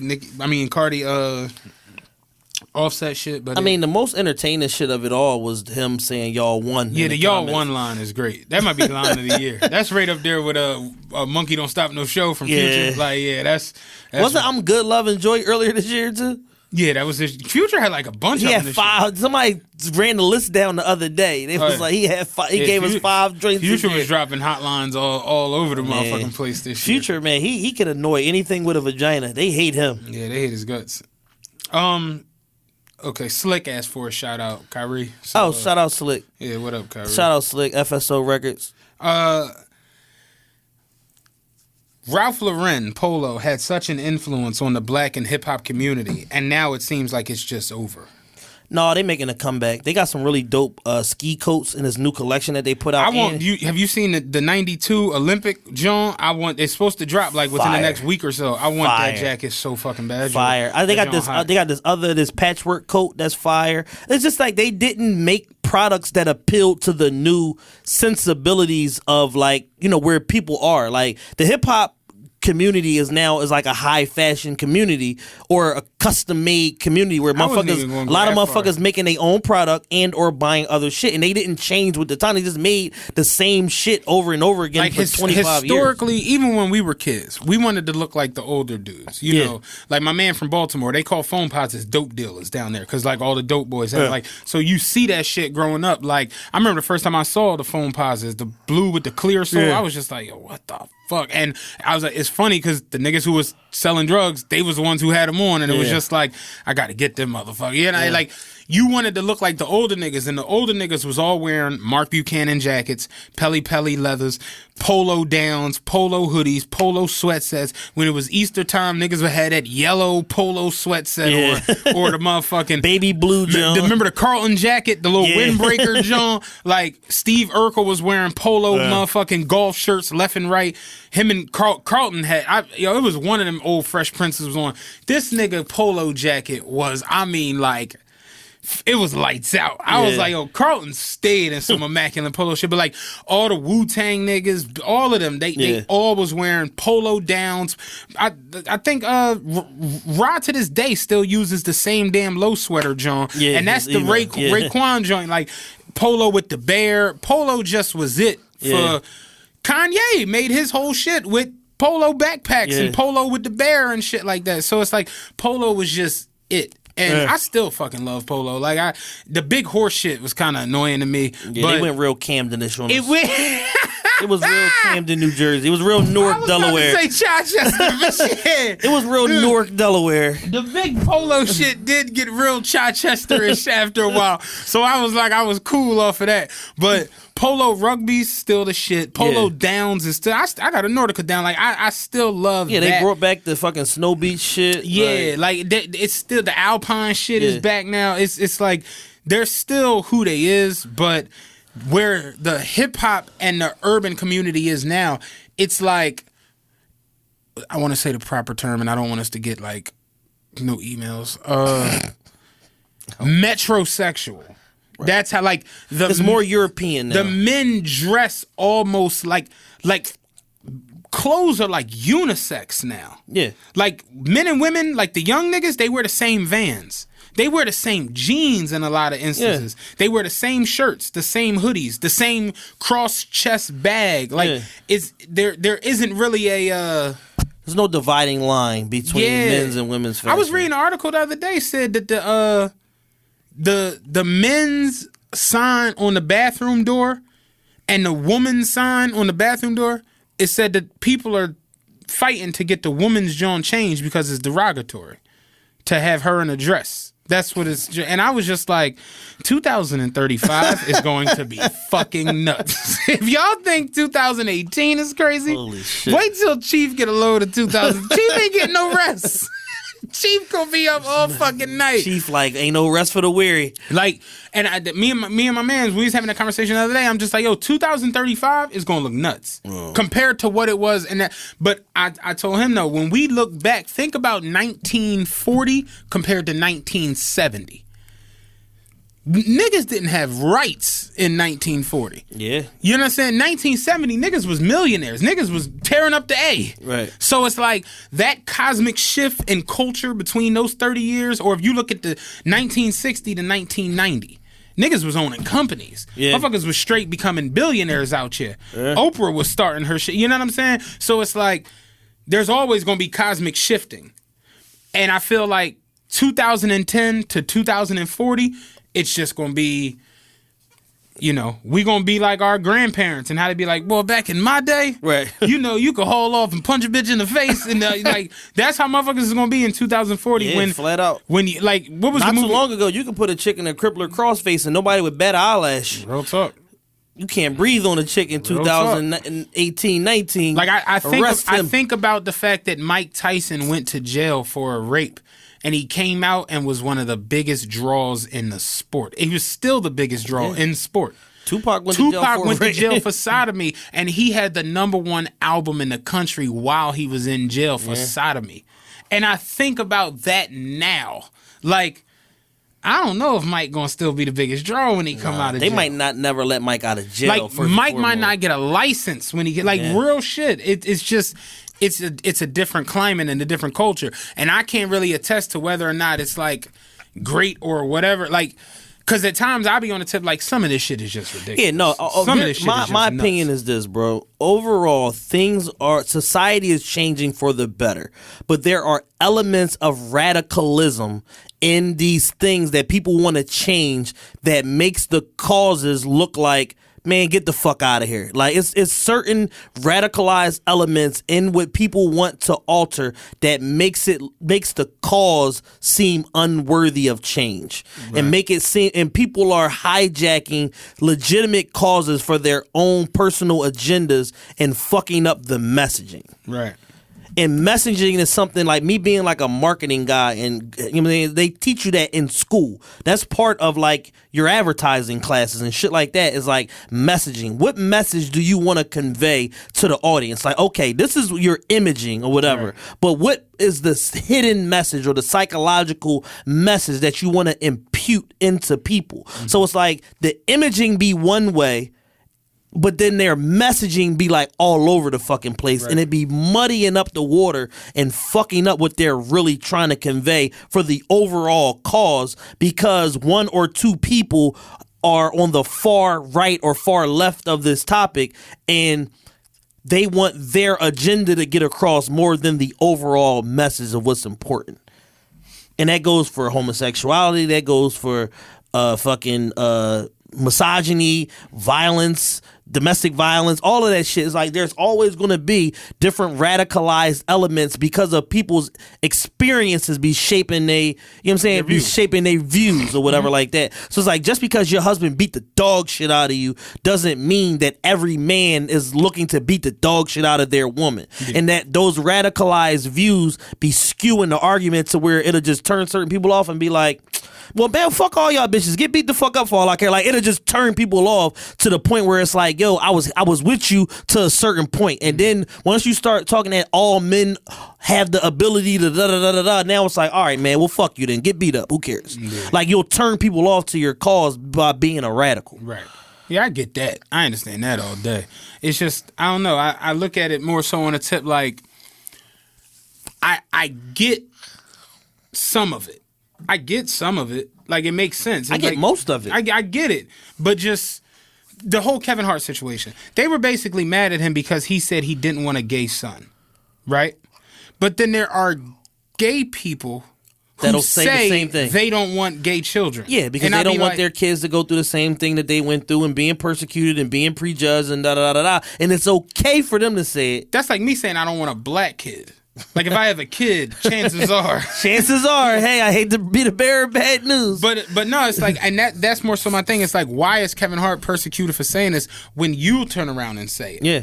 And it's like, oh, well, because it's like gay bashing. And it's like, no, not really. Yeah. Like, I don't think anybody should be bashed for anything. So this ain't that. I think he was more so just like telling an honest feeling, like what he doesn't want or what he does. Like, that's another thing. People will make it seem like, I say it all the time. You'll say, oh, you know, I want this coat. Like, I'm using a coat, John. Yeah. I want this. What kind of coat is it? RTA. RTA. You like, yeah, I want this RTA coat. It costs $1,200. Then I'm like, well, shit, what the fuck wrong with a $200 polo down or Nordica? And you just like, nothing. But I want this coat. Right. Oh, no, see, this motherfucker got something against polo coat. You know what I'm saying? Yeah. It's like, that's the way that they operate. Yeah. And it's just, a lot of it don't be bashing or don't be derogatory. It'd be a difference of opinion. It be, no, I'm different than you. Yeah. You know what I mean? Like, that's all. I don't hate fucking Long John Silver's, but I ain't going there. And that's just, you know what I mean? Like, this ain't that. Like, but yeah, that's for another day. What did Max Kellerman do? I saw you put that in there. Oh, Max Kellerman has been on this campaign all season. Real quick, before we go there, did you see Max Kellerman, Roy Jones, and on him last night with the HBO boxing joint? No. You know, HBO boxing ended last night. Oh, it's over. It's done. Their last fight was last night. So Jim Lampley, Roy Jones Jr., Max Kellerman, they all like gave like a little thesis to HBO boxing and what it's meant to the culture. And they were a mess. They were crying and falling the fuck apart. And then HBO did a little mini doc on HBO boxing.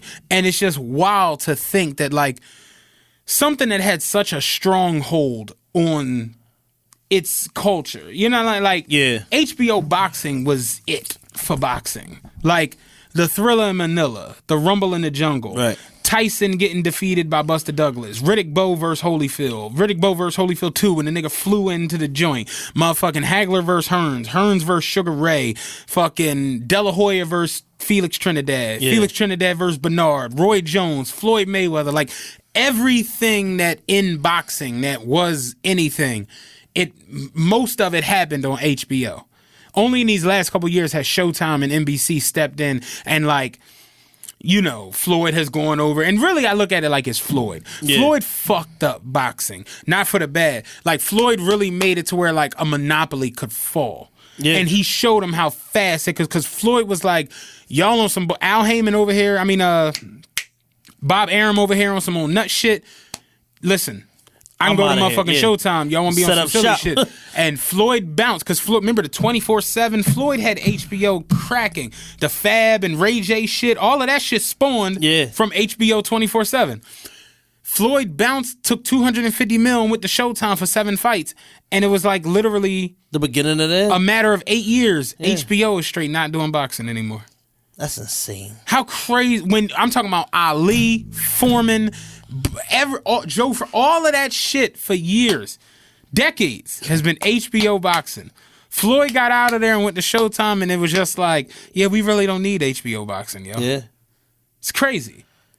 HBO boxing. The mini doc was awesome. You gotta see it. I'm gonna watch it. It was good as shit. And I was just like sitting there last night, like, damn, like everything from our childhood, everything that we knew, and I told Rob I'm starting to feel like how, you know how our parents be like, oh man, back in the day, I remember when Sanford and Son first came on and it was the greatest show on. Like, I'm starting to feel like that at times because it's like everything that I saw growing up and everything that I was accustomed to and everything that was just what it was, is just, it's not there anymore. It's dissipating. It's either falling, it's either coming apart or it's going altogether. Like, I thought The Rock was going to be there forever. I did. I'm not even trying to be funny. I really, once they got into the liquor and the clothes and the movies, and I dead ass thought, that, okay, Rockefeller, like, this ain't no death row shit. Right. This ain't no bad boy shit. Yeah, 4 years later. 4 months. Like, this shit ended quick. You know what I'm saying? Roy Rogers, remember the Fixins bar? Oh man, I thought this shit's gonna be here for the rest of it. They give you a burger and cheese. Like, yeah, you go over there. That burger be this fucking big. By the time you get done with it, I thought that was gonna be around forever. Like a Sizzler. Remember Shoney's? Spank posted a pic the other day in Calabasas. I'm like, well, you came a long way from the Shoney's. He's like, nigga, what the fuck? Like, real shit though. Like, it's so much shit that just as we knew in our youth that's just not there anymore. And it's just like, God damn, like how we talk, things are changing for the better, but just, it'd be dope to see it still. You know what I mean? Yeah. Like, to see things continue is just like, remember when NBA jerseys was like really lit? Yeah. Like, they was getting made by Champion. They were lit. The not even like authentics, like replicas was it. Yeah. And then the authentic game with motherfucking Nike was out of this fucking world. And then you just looked up and the jerseys was getting made by Adidas. And it was just like, what the fuck is this? Like, and that's kind of how I look at it. Like, just everything. Like, remember when the first Escalade came out? You was like, what the man, that fuck shit was is like a spaceship. That? That's a big ass truck. The new Escalades ain't even crazy roomy. Yeah. It's just like, the fuck? And it's just be like, yeah, damn, like everything's fucking changing. I sometimes just be like, can the shit slow down a little bit? Yeah. Like, HBO boxing is just gone. It's over. That's nuts. But yeah, I saw that last night and I thought that was it was if anybody get a chance, go watch it. Yeah, I'm gonna watch it tonight. They did a very good little mini doc on the boxing. It's just like, god damn. But what did Max Kellerman do with KD though? Oh, so Max Kellerman has been on this soapbox all season that KD, by the end of the season, will no longer be regarded as a top 5 player. And most recently, he said on First Take that KD right now is the 5th best player in the NBA and falling, was his argument. And Stephen A. lost it. You want my take on this?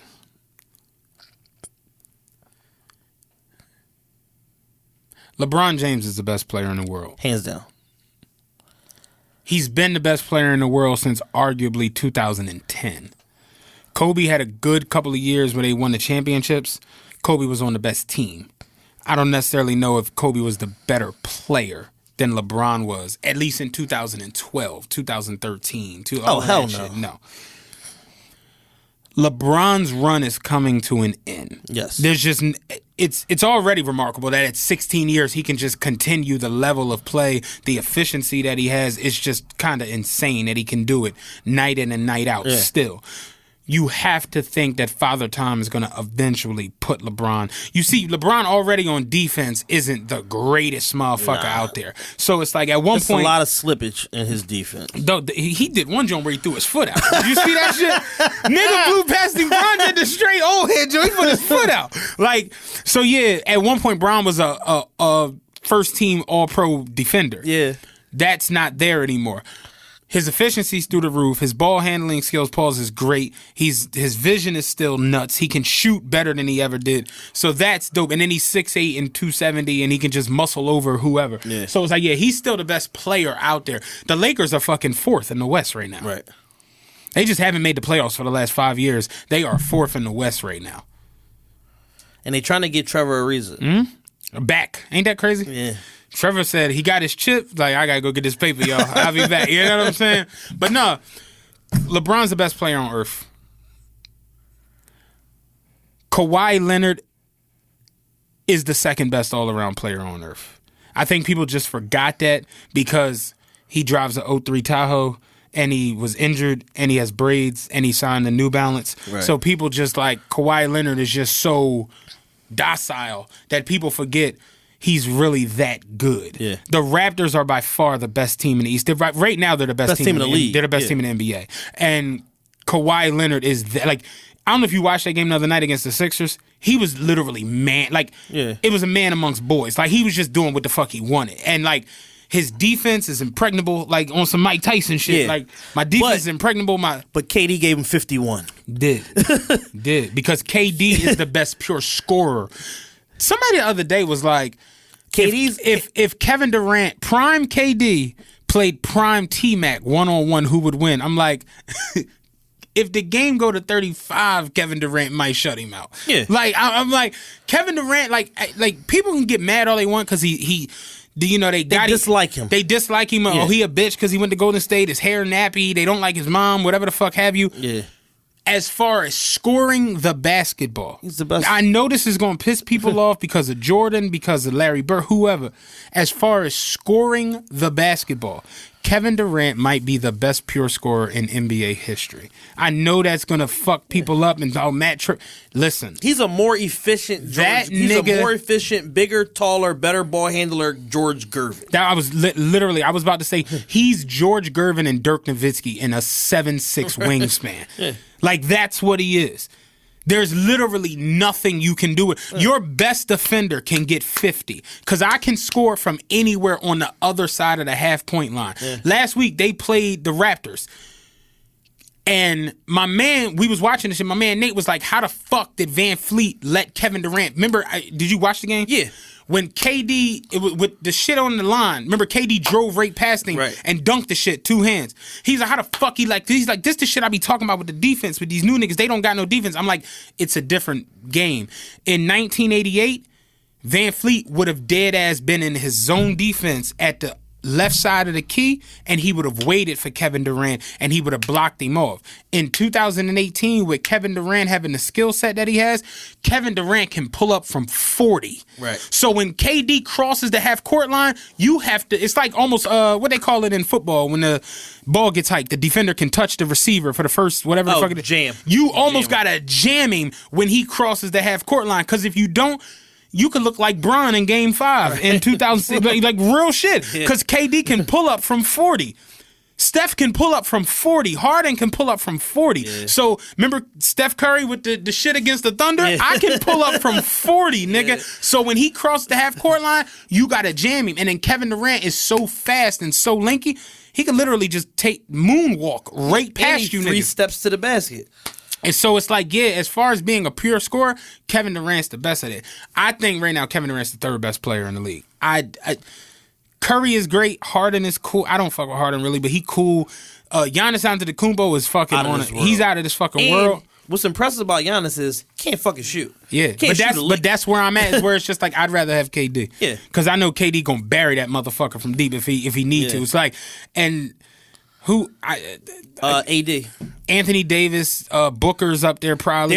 The whole argument that he's making is that Anthony Davis is more efficient and a worldly better, more efficient scorer and a worldly better rebounder than KD, which technically makes him more valuable. Right. And Giannis, being as though he can't shoot and he's still dominating the game in the manner that he does, is what's pushing KD down to 5. Yeah. And that Steph just is an otherworldly scorer that is just nothing you can do about.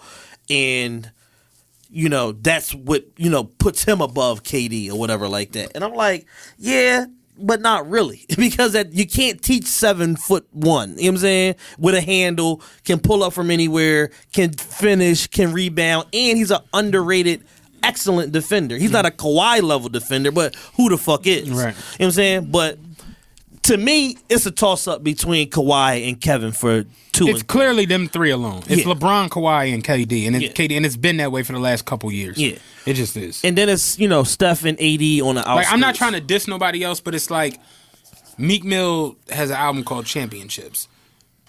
Drake has a song called Trophies.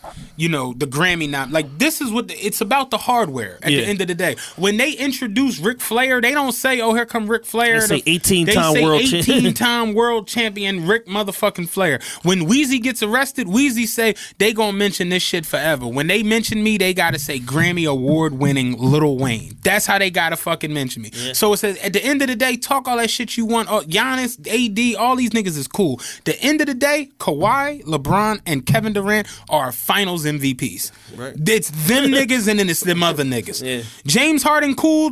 We like Harden because of the fro hawk and the beard, and he got $200 million and he hang with Meek. Harden ain't no motherfucking finals MVP. Right. At the end of the day, Steph Curry, not no finals MVP. He just not. Yeah. You could argue. I love Steph. That's my guy. But he ain't that. This ain't that and that ain't this. Real shit. That's just what it is. It's a motherfucking difference between Kobe and T-Mac. It just is. About 2 motherfucking differences. 5 if we want to get technical. It's a lot of motherfucking shit different than y'all. It just is what it is. It's a big-ass difference between Jordan and Pippen. It just is. Yeah. The fact of the matter is, nigga, we got these rings and I got these finals MVPs. Real shit. Yeah, what that means is when the shit was on the line, I was the guy. Real shit. I was a man amongst the man amongst men. It don't happen by accident. Yeah. When you ask motherfuckers who's the 3 best shooting guards of all time, who they say? Jordan, Kobe, and probably Wade now. Dwayne Wade. Jordan, Kobe, and Dwayne Wade are finals MVPs. That shit is just, it is what it is. Yeah.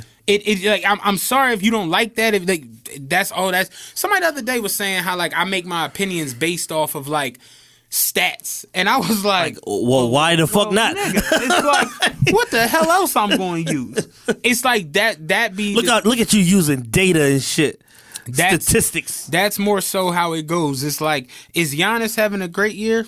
A great phenomenal year. The Bucks they're right there for back and forth between 2nd and 3rd place. Yeah. I think they're 3rd right now because the Sixers won yesterday. So it's like, they're back and forth between that. Giannis is, I knew he was. They had him as one of the favorites for winning the MVP this year.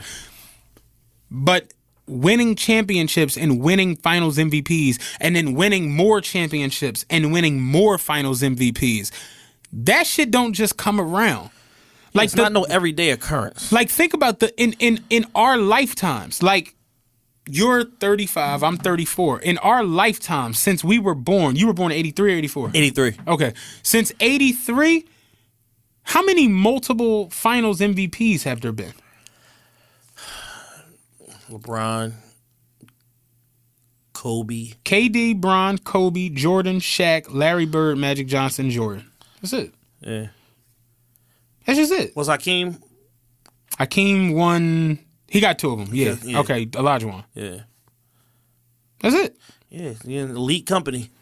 Like, you just don't win multiple finals MVPs, and then motherfuckers, mind you, you won last year's and the one before that, and motherfuckers be like, oh yeah, he not the best. No, that's not how this works. That's more so why I be telling somebody the other day was saying how, I think it was Mackie, she was saying something about First Take, and I was like, y'all still watch that shit? Yeah. And it just be like that, like these people, these Skip Baylesses, these Stephen A. Smiths, these Max Kellermans, they're paid to go out there and almost like stir the pot. Yeah. Yeah, and they get people who are susceptible to that shit to be like, yeah, no, yeah, no, yeah. And it just be like, no, these opinions be so skewed and so stupid and so off fucking topic that it's just like, how the fuck can you get on a nationally televised show and get people to agree with you in saying that the finals MVP of last year's finals and the finals before that is somehow not one of the best players on? That's nuts. He's fifth and falling.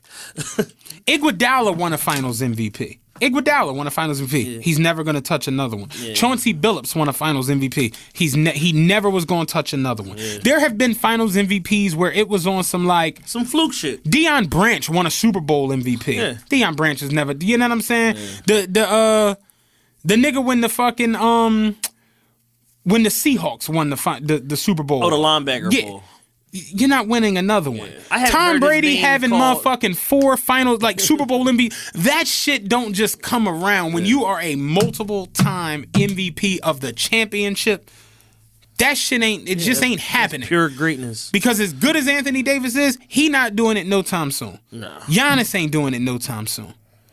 You could get mad at Kevin Durant. Oh, he went to the Warriors. Nigga, he put himself in. Are you not applying for that job at fucking Comcast? Right. So you can get the fuck out of Burger King? The fuck? That's another thing that has to stop. Chief want me to tell y'all this. Y'all have to stop getting mad at people for bettering their situation. Yes. That's what the fuck life is about. It took me a while to really understand that, and it got to the point where I'm a fan of KD because I respect what KD did so motherfucking much. KD was literally in Oklahoma with Russ, with Harden, with Ibaka, with Billy Donovan. Well, no, Billy Donovan one day coach him, Scott Brooks at the time. Scott Brooks. Men's Warehouse. Yeah. Scott Brooks. He was out there. They had a good situation. They loved him in Oklahoma. But KD saw the writings on the wall and was like, yo, at the end of the day, they gonna respect this hardware. Yeah. And we not getting no motherfucking hardware out here. We ain't beating nobody with this team. We just not doing it. Harden in fucking Houston, Ibaka in Toronto, some goddamn where. We ain't beating nobody. So what KD did was say, yo, I think I'm gonna sign with the Warriors.